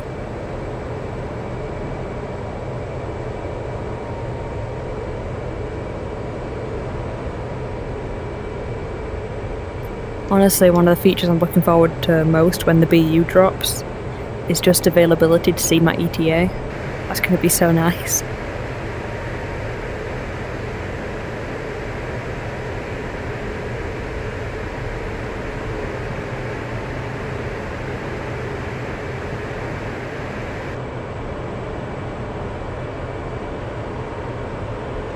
Yeah, we're spoiled in the Hornet with that much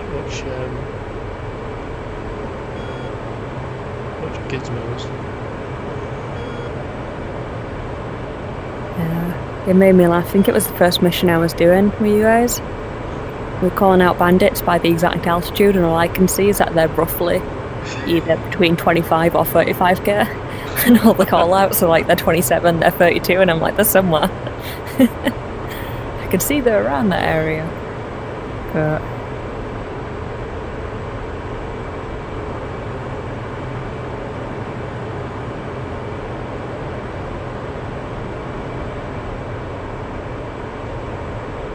yeah, don't get too much info in the Tomcat. You get nice paint and a lot of fuel, but you don't get much info.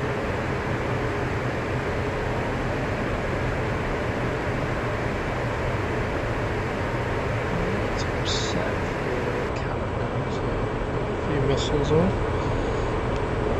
So we can at least defend ourselves now.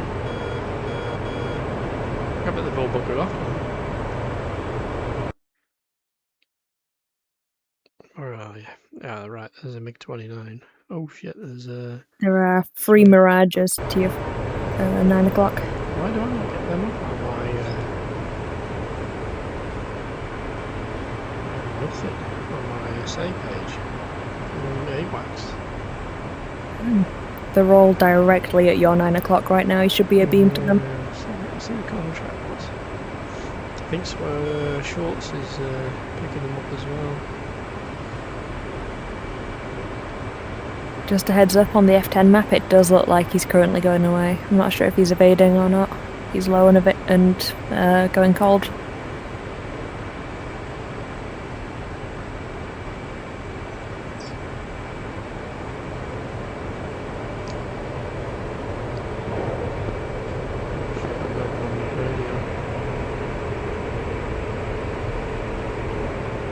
Box 3.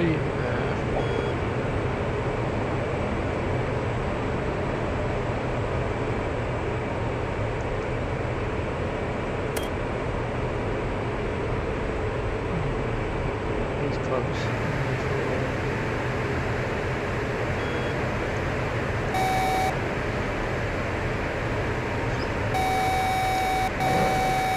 Box 2.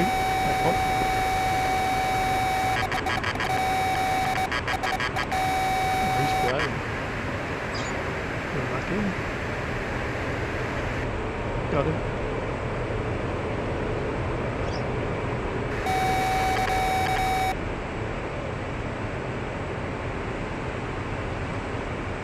Let's see what the fuck is going on. There you go.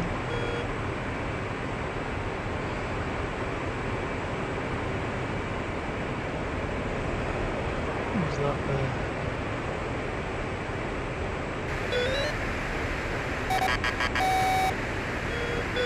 There he is, 6 miles. Box 2.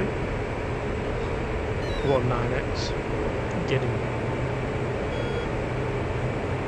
Oh, your 9Xs work at that distance? Yeah, 5-6 miles. Mine work in about 3. Sometimes, if they don't go for the sun. He doesn't even know it's coming. My sparrows might work at 6 miles. not much else, so. Yeah,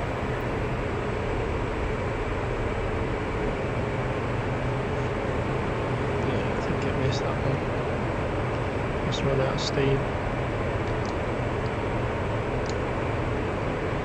There he knows.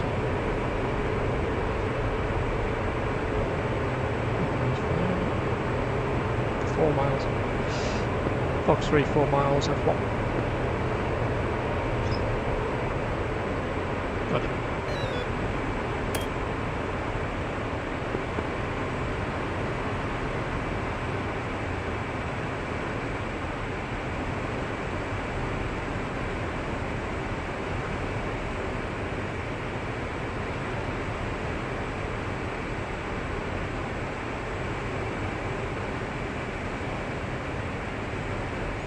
Fulcrum 035, 55, 40 miles and 25 miles. Okay.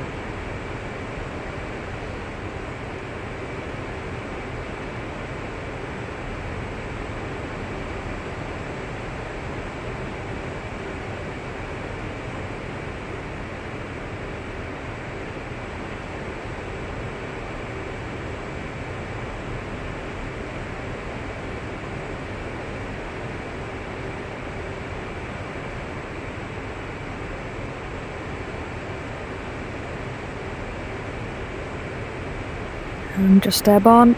I'm probably going to begin transit that way, and maybe pick off any aircrafts I come across in the meantime. Awesome. Okay, 27 miles.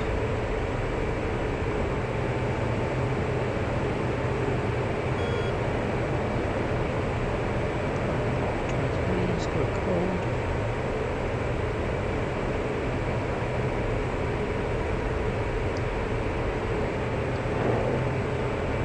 Box 3, MiG-29, 25 miles, bearing 020.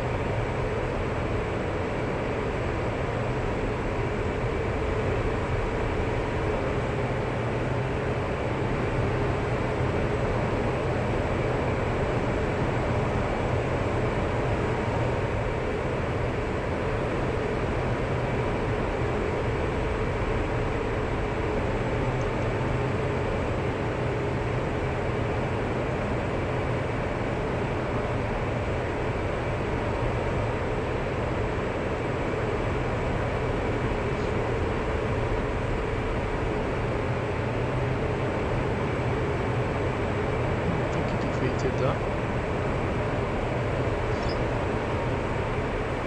He's on the deck at 1,000 feet.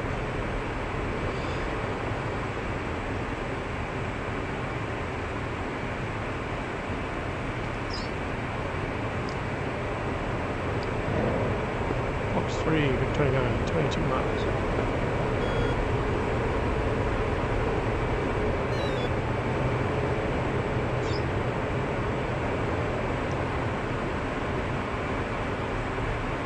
I think a couple of MiG-29 is going to be my next target. I've got 2 at about 50 miles right now.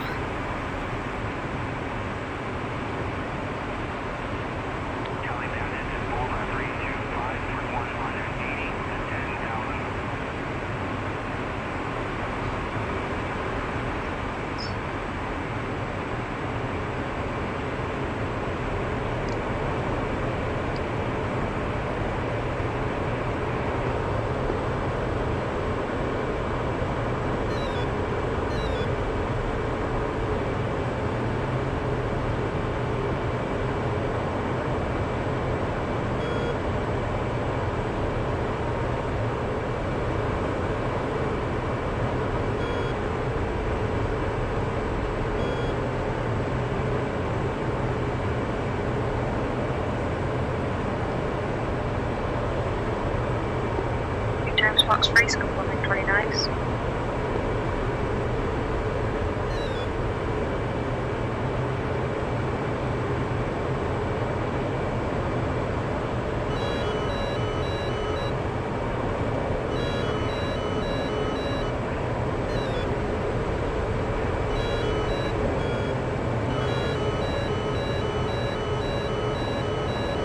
Say 11 of them in. Run me right into this. Oof, it is unlucky.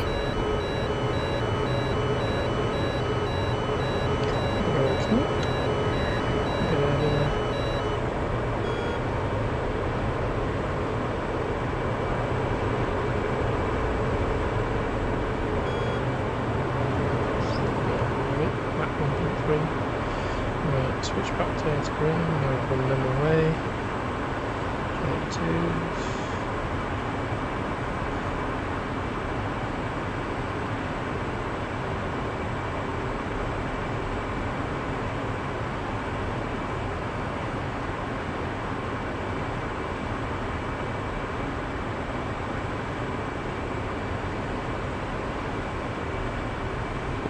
Defending. I've just been fired at by MiG-29. They seem to be half decent then, making 29s.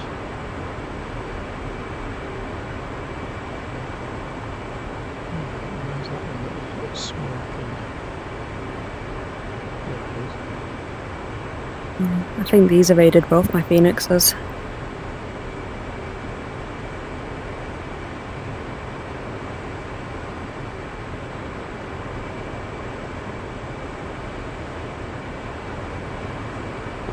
Defending.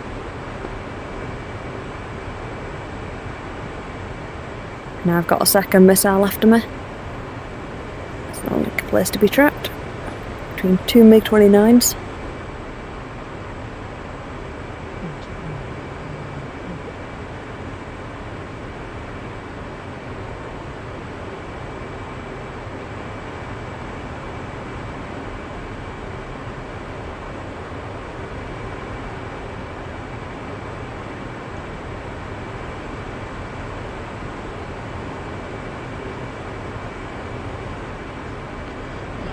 The JDAMs to warm up. The MiG-29's got me. I lost situational awareness and faced a missile to the face. Oh no.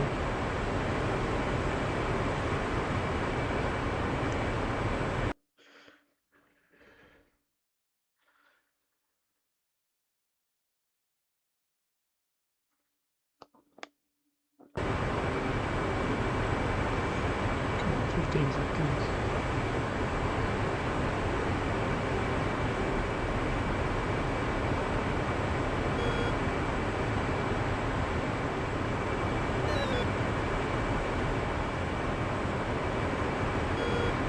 No.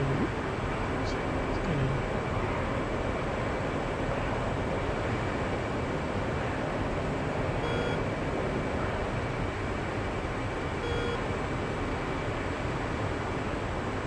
Seconds.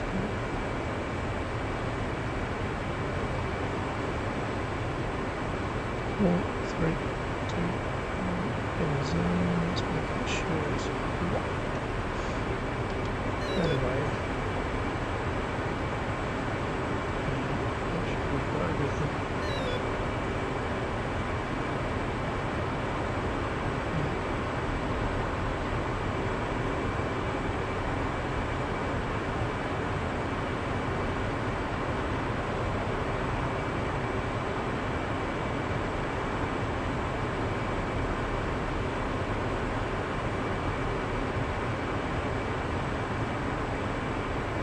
Respawned at Yokmok. I have no idea how you meant to pronounce that.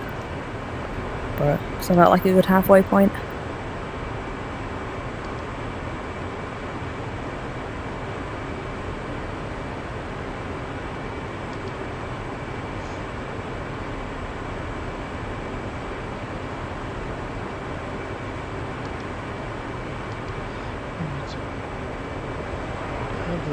dropped some bombs on that runway so they couldn't.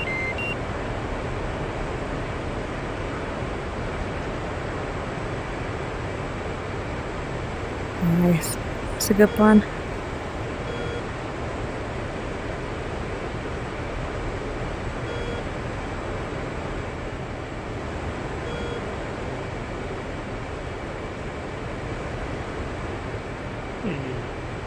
Towards gone.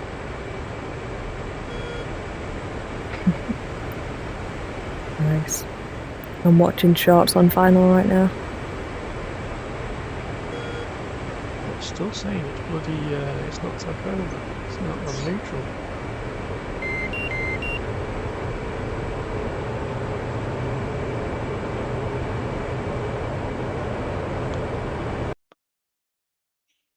Oh yeah, it has. I know it hasn't. Oh, an SU-34 that's just spawned in on Revemi. I've got no bombs left. Well, I don't know if it'll be able to take off, you know. So I did bomb the runway. If any luck, it might end up exploding itself. One can only hope.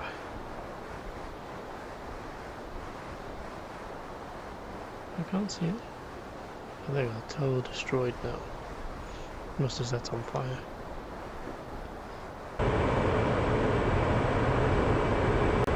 Bingo. Bingo.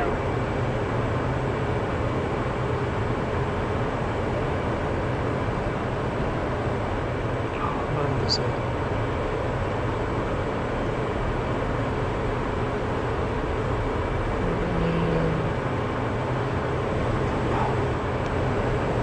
I've got no missiles on it either.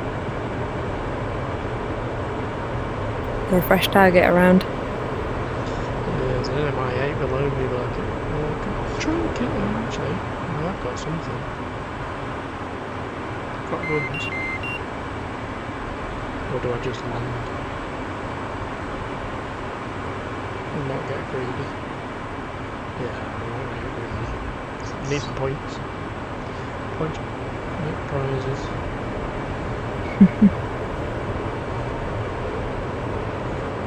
And it's late, so probably be me. That's it for me. That's fair enough. Didn't even realise it was half done.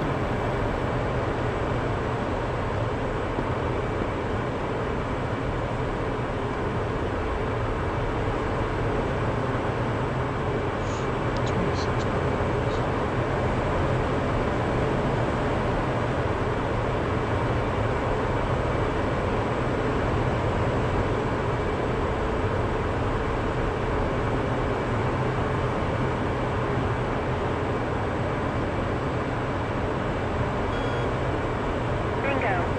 Bingo.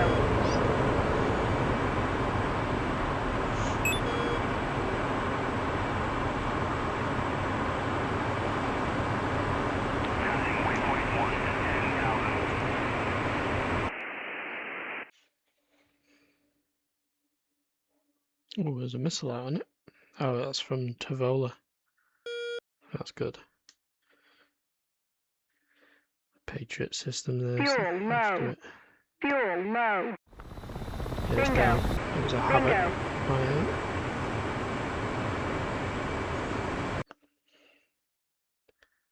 It's a good job I didn't go after it. I'd have wasted more fuel.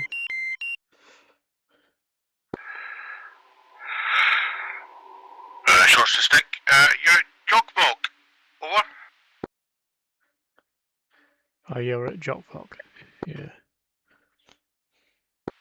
Yeah, I'm taking the active and about to take off from my Bingo. 3-2. Bingo.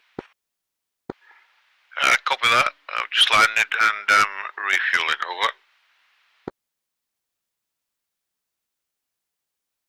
Roger.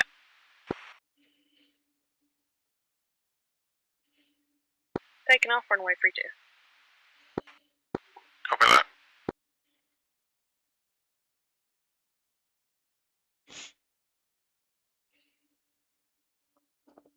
Bingo. Bingo.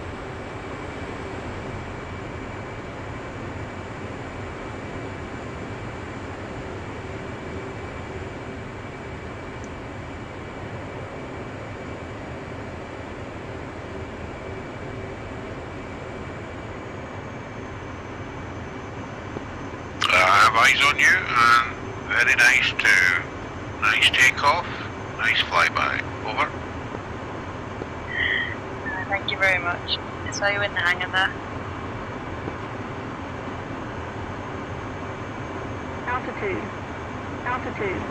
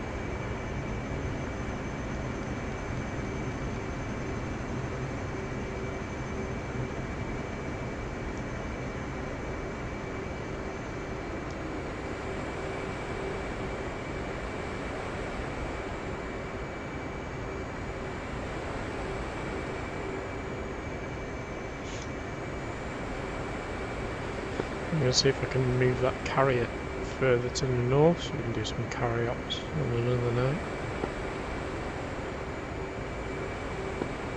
Sounds like a good. Sounds like a good idea. It's a hell of a long flight to the carrier.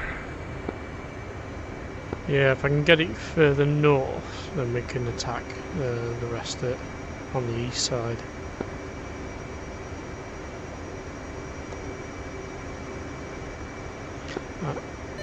From the F10 map, I should be able to set the path and then the speed, like full 56 miles an hour, or 56 knots.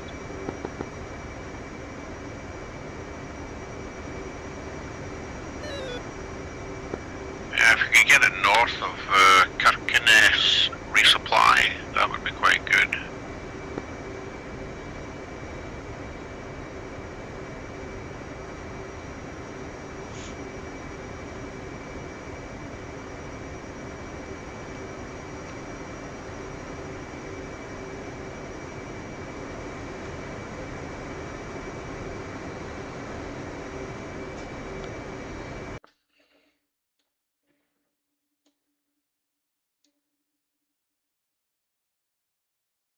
Yep, it's on its way.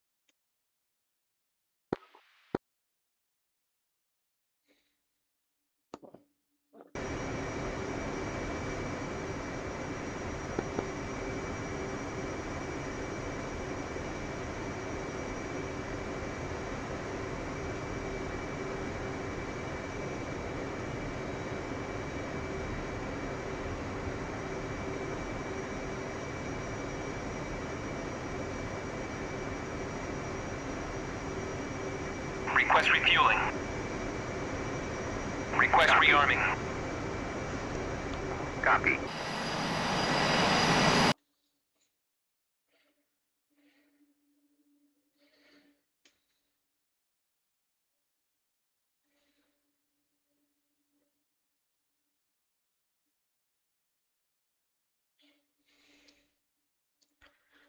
I'm going to head back out for one last sortie against Ravemi. Copy that.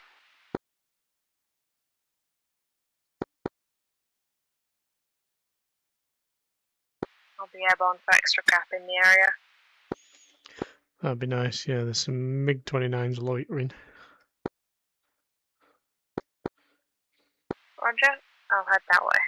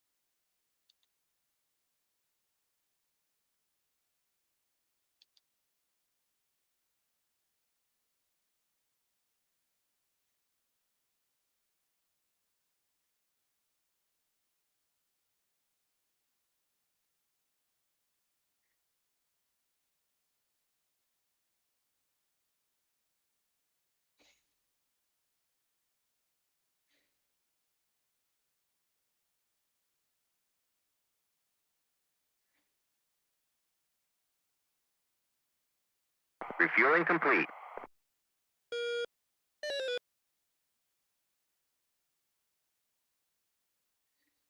Flight controls. Flight controls.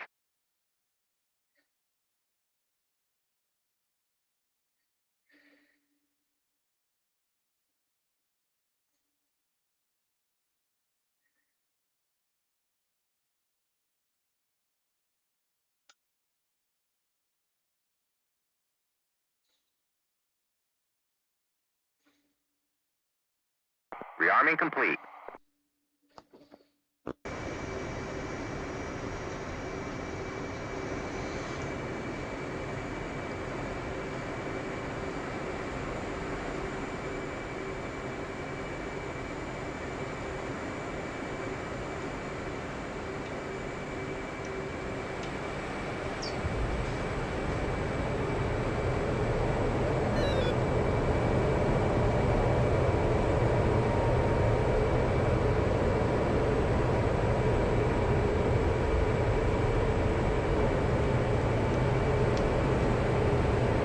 Probably one airborne can be tweaked.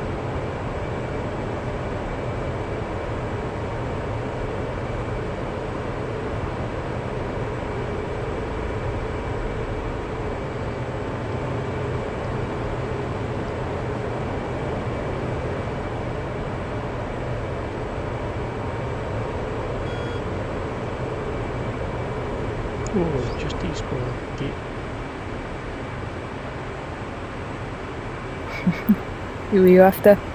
Helicopter just landed at Ravenna. I was going to drop a bomb on it and it despawned. Damn. I'm still 50 miles out.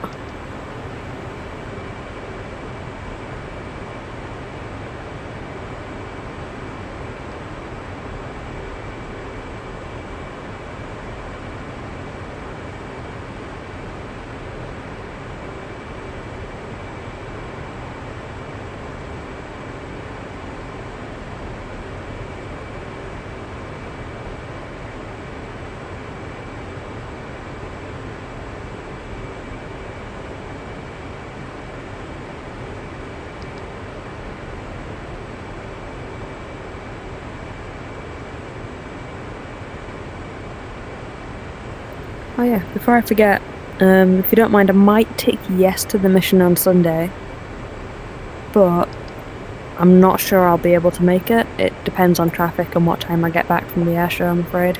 Yeah, no, I get that. That's no worries, no worries.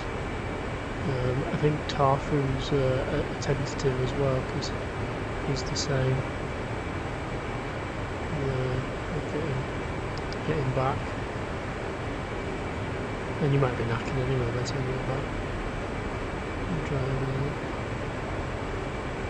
Yeah, I'm lucky actually. I drove my friend to the last one, because when I was off to Midlands, he wanted to go see his sister in Birmingham, and my friend's never been to an air show, so he's the one driving this time. So I get an easy ride on Sunday. That's good. Just in charge of the music. Probably. I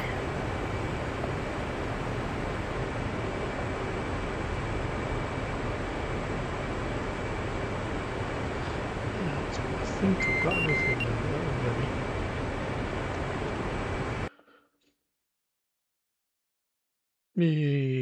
It's gone white. Yes. Now we can capture it. Hey, that's good. Shop.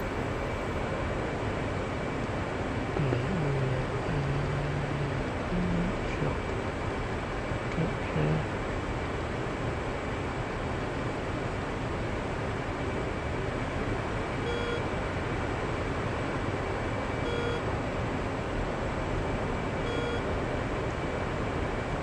Got a couple of bandits heading your way. I'll go see if I can intercept them.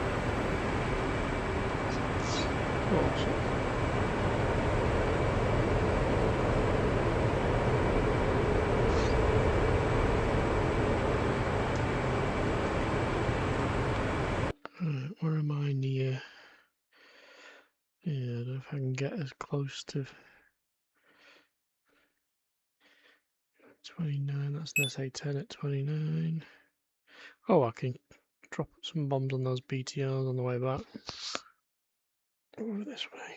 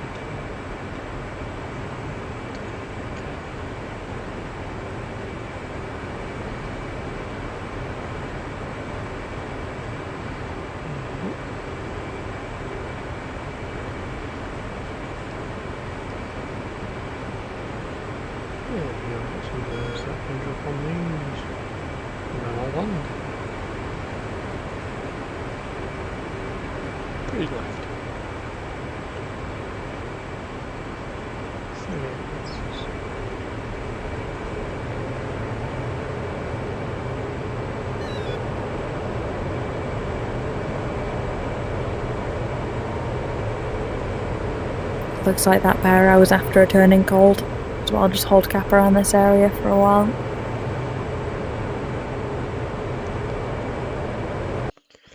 Yeah, there should be something coming in to capture Rovemi. Or what? I don't know where from. Maybe it's coming from. It's coming from Tafola, I think. It'll be a Chinook or something. Yeah, it's on its way now. Chinook. Just escort that. Make sure it don't get shot down.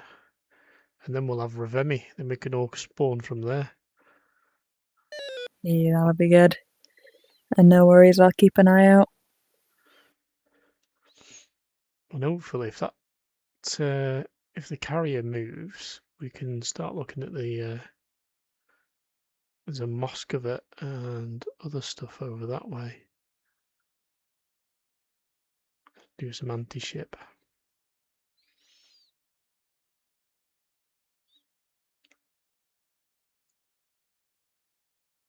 That'll be good. Be nice to launch from a carrier every now and then.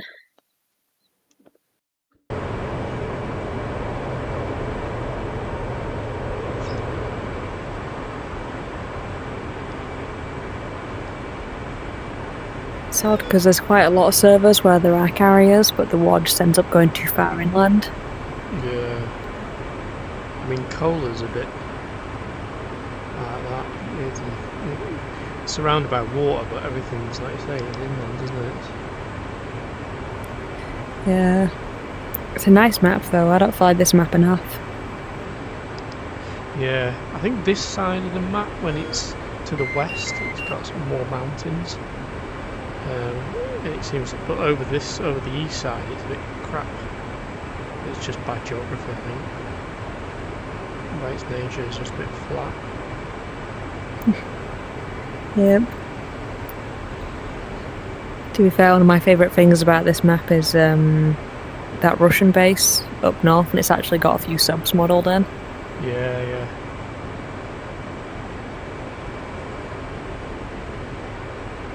Yeah, there's a lot of people say they don't like this map, but I think it's a really good map.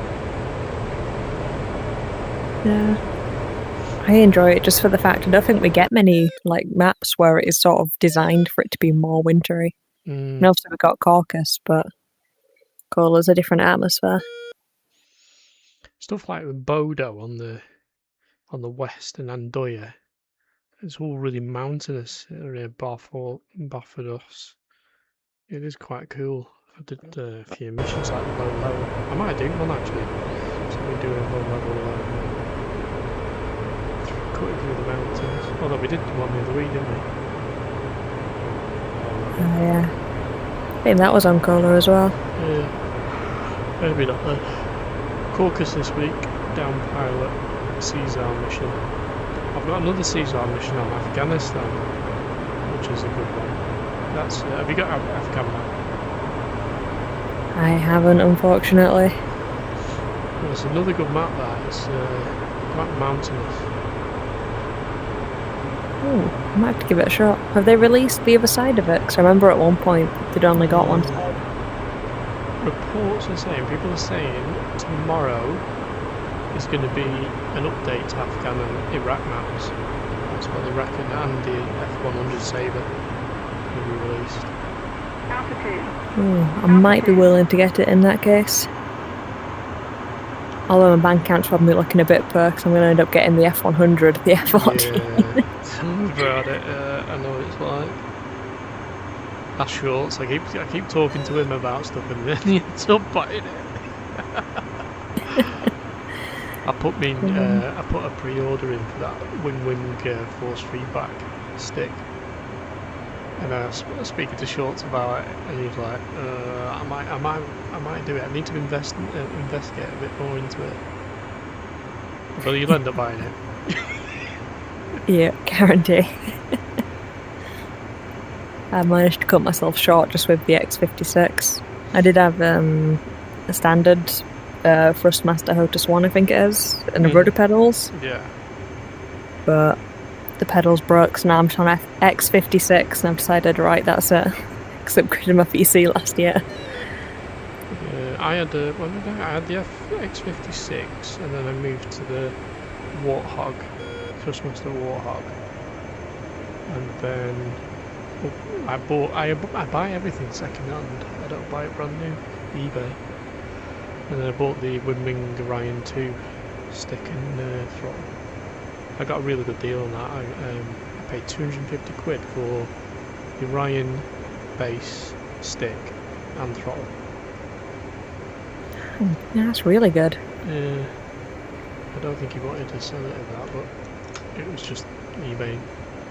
The auction got down to that. So I thought, oh, that'll do. I'll have that. And then I sold my Thrustmaster. I think it was about 120 quid or something. So yeah, it didn't cost me that much in the end. Yeah, that's really good. And I then just ended up cashing out on a new camera, so I'm trying to behave. I buy everything. So, there's a website called John Pye Auctions, and it has loads of stuff on there. Although you do have to be careful because I bought some absolute melons. But I bought this next level racing rig from it, and I think it's like £900, £800, £600, £700, something like that. And I paid 200 quid, and then I paid some guy 60 quid to deliver it. So 260 quid, I got full next level racing rig. Holy shit. I need to start looking at more stuff second hand then. That's for sure. Oh yeah. That auction site is really good, but I nearly got stung with it. I bought a Samsung G9 49-inch curved monitor, and when they delivered it, it was smashed. There was a big crack in the corner. It was absolutely fucked. Wouldn't turn on or anything. So I took Martin Dawes, picked it up to repair it. I was just going to pay like 300 quid, so it cost me 300 quid to buy, delivered. And then I thought, well, I'll pay 300 quid, and it's still cheap from what they are. It's about 1500 quid, 1600 quid for the monitor. So yeah, I was 600 quid in. Anyway, Martin Dawes came back and said, sorry, we can't fix it. It's the model is a little bit older than what they brought out, so we can't fix it. So they kept hold of it, and then they said you'll have to contact Samsung. So I contacted Samsung, and they said, oh right, yeah, let's have a look at it. And they spoke to Martin Dawes, and they said, oh yeah, we can't repair it because we haven't got the parts for it anymore. So what we'll do is, if you give us your receipt, we'll replace it like for like. And I said, oh, I ain't got a receipt. It was a Christmas present from a few years ago. And they went, oh right, okay. Right. So they went away and they came back to me on the phone, and they said, right, okay, we can give you £800 replacement fee. I was like, yeah, all right, yeah, I'll take that. Yeah, good save. Yeah, so I made 600 quid. So I was like, right, okay, I'll actually go and buy one. So yeah, they kept the monitor because it was full, so it was knackered anyway. Yeah, and I got. Excuse me. Yeah, I got a brand new monitor out of it. God damn. That worked. Lucky. I'm lucky. I keep debating about buying, those PCs people put as like, oh, it doesn't work anymore. Keep debating about buying them, because I bet 99% of those components are fine. But the other part of me goes, yeah, but people use their PC for some questionable stuff. Do I really want to start taking them apart? But especially with the prices of RAM and M.2 right now, I bet there's so many salvageable components in those PCs. Yeah, it's ridiculous RAM price now, isn't it? The RAM I've got, I bought for 170 quid, and it's now worth 860. Yeah, I bet. Yeah, I bought. So I had a 4090 laptop, and I sold it, and I bought a 5090 graphics card with it, and then each month I bought a little piece to build my own computer. I mean, I've been in IT for 20 odd years and I've never built my own computer. And I thought, yeah, I'm going to build it. I'm going to build a gaming PC. So I bought like one item every month. So I got 9950 X3D CPU, and then the next month I got the 5090 because I sold the 4090, and then I got the X870E carbon Wi-Fi motherboard, and then I got 96 gig of DDR5 RAM, and I bought a 4TB Crucial SSD, and then another 2TB Crucial SSD, the highest read-write speed I could get. But that was a an really nice build. MVM4 and an MVM5 because the bus lanes, you'll probably know more than me on that, but because of the board, it had 16 PCI lanes or something, and if I put them in the wrong slot, it halves it. Yeah. So I put them. I got a MVM2 and an MVM2 for the main one, 4TB, and then I got 4.1 for the 2TB for the secondary drive. Nice. So yeah, I've kind of future-proofed it. I'm not buying anything anymore for it for now, apart from the wing force feedback thing. And then my first PC I actually got for free. A friend was upgrading, and he'd gone on like a PC part picker thing, or he'd gone on a website, and he just picked random components that didn't go together at all and just slung them together in a build. It's a really bad PC. But he was like, oh, if you want to have it for free, and I was like, I'll take it, like, happily. And I didn't know what I was doing at that point, but I got lucky at work. There was a 3080, and this was the point where they just stopped producing them, so prices had gone up for any remaining ones. But it was the clip on the end that locks it in place was broken. Nothing else, just that clip. And it was at work, and they sold it for only 300 quid. And at this point, they were selling for like 800 because of the fact they'd just stopped producing them, so they became more of sort of collector's thing at that point. So I was able to upgrade from a 1650 to a 3080, which completely bottlenecked it. But after a year or two, I think it was when the 5080s came out. My friend had said that there's a guy at work, and he'd said, right, he's going for a Founders Edition 5080. I thought, you know what? He's talked me into it. So ended up a few of us all at work, and there were about 3 of us at once. We all ordered Founders Editions 5080s. And so I upgraded everything for that and got a completely new system. 64 gigs of RAM, which keeps me going. It's DDR5, but I had to downclock it to 5200. I've got 3.5 teras of storage, but one of them is my original SSD from the first computer. So that's very slow. It just runs, any low graphics game I can. It's got like Phasma on it right now, and the others are all proper M.2s. Oh, that's cool.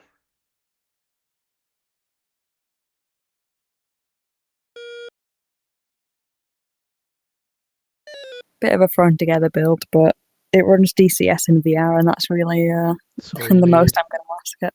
Yeah.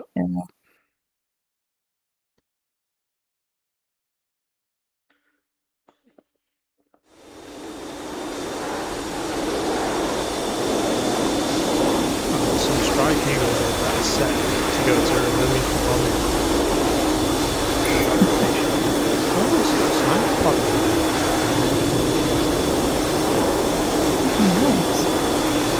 My headset's glitched, so I'm not going to lie, I'm mostly just looking out from under the headset at the monitor right now. Just flying in circles, watching the AUX callouts. Oh, you know what that is?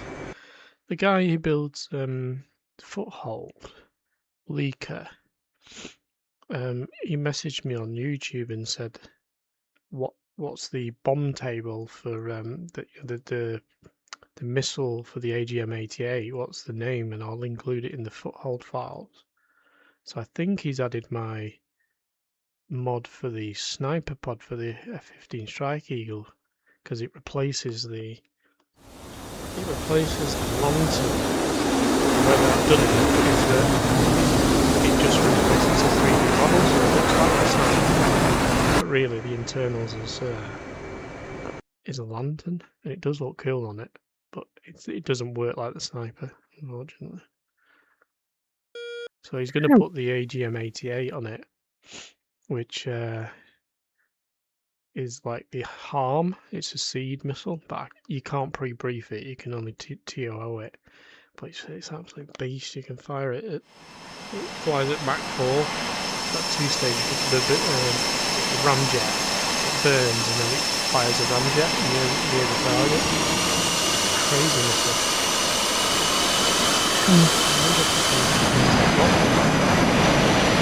That would be cool. I've got to admit, the few times that I do jump in an 18 or a 16, it's usually to practice firing harms, because I'm really jealous we don't have them in the 14. Yeah. Although if I get to know how to sort fly the F-14 and know how it works and how I can lock and employ weapons, then I can mod it. So at the minute I'm trying to teach myself the F-16 so that I can mod the F-16. So I've brought out like the JASM missile, the little LRASM for the F-18, the JASM missile, GBU-39, the AGM-88, and the sniper pod for the F-15. So I've got the Stormbreaker, GBU-53, I think it is, or 54, I can't remember what it is now. But that's a laser-guided bomb. I'm just testing that now. I don't get enough time to finish off the mod. That sounds incredible, though. I haven't even heard of a GBU-53 before. Yeah, it's like this. It's a very small, thin, cylindrical kind of missile, like bomb, and then when you drop it, these 2 fins pop out the side, and it glides. It's like a little mini aeroplane, and it's got a laser seeker on the head, so you can spoof. I'm trying to spoof the GBU-54. The GBU-54 that's on the Strike Eagle and the Harrier is the GBU-38, but with a laser tracking nose on it.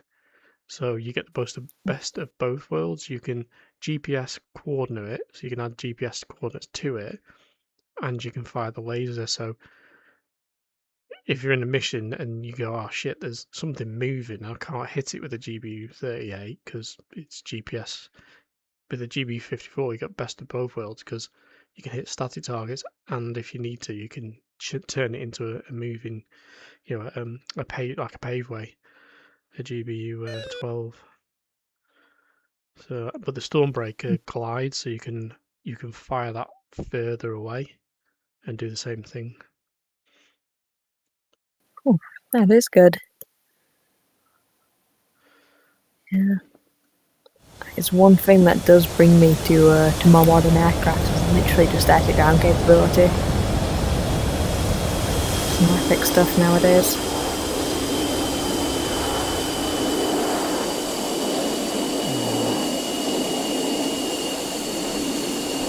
Also never tried modding in DCS. How hard is it to sort of configure all the new aircraft? Oh, no, sorry, you know what I mean. All the new weapons.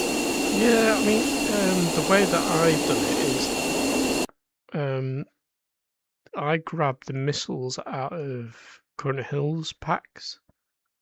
So the B2 bomber and the B1 bomber, they have a load of like cruise missiles that you can utilize in missions. So what I've done is a hard dependency on the Current Hill pack. So you need to like have that.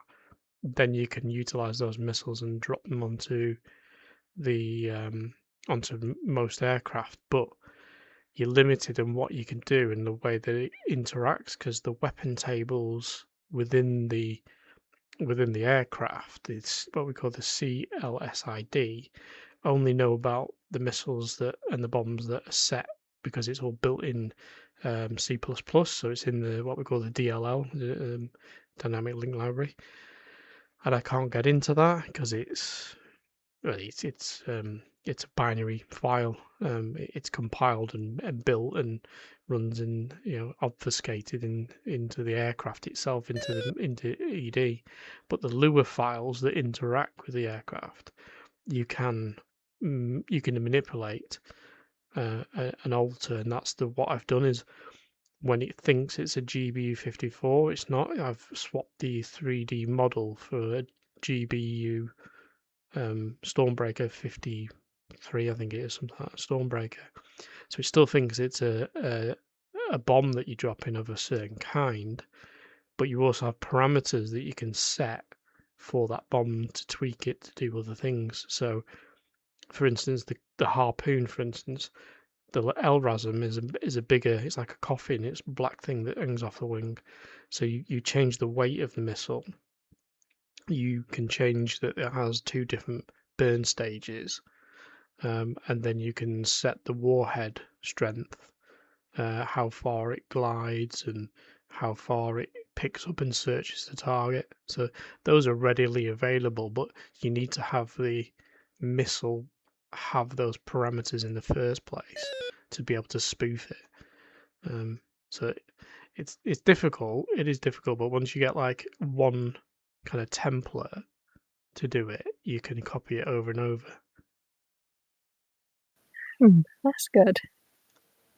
But the hard thing is getting the missiles, the 3D packs, because Current Hill bundle theirs, and you're not really supposed to redistribute them. And some people are very good at creating 3D models. So you can buy them, but the polygons in them they're too rich for ED. You need to dumb it down a little bit. So even buying them off the shelf, you'd have to do some work. I've not found a reliable kind of source where you could buy it. Because I bought the AGM-88 and it was costing me like $4, but it was too high polygon to use it. So I just used Current Hills in the end. There is and if you go on Blender, there is a few a few add-ons that do help you. Sorry, my brain's completely gone today. It's later on. They brought out a load of YouTube videos, literally, I think it was last month, to show how you can use Blender and ED's files to do certain things on it. But I don't really have the time just yet to do it. That's fair. Blender's a nightmare, but there is a God, I can't remember what the word is. Yeah, where you redo all the all the polys and sort out the God, sorry, my brain's completely gone. Yeah, you sort it all out, get it lower, remap it all. There is an add-on in Blender that can do it pretty damn fast for most models, especially for missiles. I might have a go at that then, because if I can buy one for like $3-4 and then just whack it in there, and then my idea is to use Claude AI and see if it can, because you can get a MCP connector now straight into Blender, which should be able to use it. It's like a bridge, like an API bridge from Claude to Blender, and you can use Claude to do the heavy lifting, to do the work for you. So if I can do that, and there is an easy way of doing it, then I can get a missile pack, buy it for $3-4, and then get Claude to do whatever it needs to do in Blender. Yeah, because missiles, they shouldn't be too bad. I mean, the cylinder shouldn't require much polys at all. Yeah. Just extruding every now and then. I'd love to get into Blender and start, building my own kind of mods. The Super Hornet mod is absolutely fantastic. The work that they've put into that. And I modded that the other day because what pisses me off with the Super Hornet is on the Charlie Hornet you can take 4 harpoons. On the Super Hornet you can only take 2 harpoons because the pylons are slightly inboard or outboard, I can't remember, but they're at a skew angle. So what happens is the missiles don't align properly. They don't fit, because the way that the Super Hornet has is that it has 3 pylons each wing, where the Charlie Hornet only has 2. So they use an offset on the cheek of the missile mounting points. So I modded it so that I straightened the pylon and shifted the inboard harpoon forward by 50 centimeters, I think it was, so it misses the deflect of the flaps at the back. Yeah, now I can fly the Super Hornet with 4 harpoons. Ooh, that's nice. I put a picture in the Super Hornet Discord with 4 harpoons on it, on a Super Hornet, and no one picked up on it. I thought somebody would go, hold on a second, you've got 4 harpoons on it, and nobody did. Never mind. I might do a video and they might pick up on it. Oh, right. You're 111. I'm going to, what time are we on? 11:15. Yeah, I'm going to shoot. Right, let's have a look at That's stay fair up enough. play. Let's have a look. Ravemi is captured, and we've got Dodge 1-1 going to replenish it, so all good. If I'm on tomorrow night, we can all spawn from Ravemi then, and then work our way up. I think Shorts has gone. Not even say goodbye, I think he's knackered. Yeah, my headset's been glitching for the past 20 minutes, so I'll pop it back on and go land it. Yeah, Ravemi. No worries. Okay, mate. I'm gonna shoot off. All good. I'll Have a good night. might catch you tomorrow night if you're on. If not, maybe Sunday if you're back. If not, it'll be next Sunday anyway. Yep. Cool. I'll see you later. See you later, mate. Bye. Bye.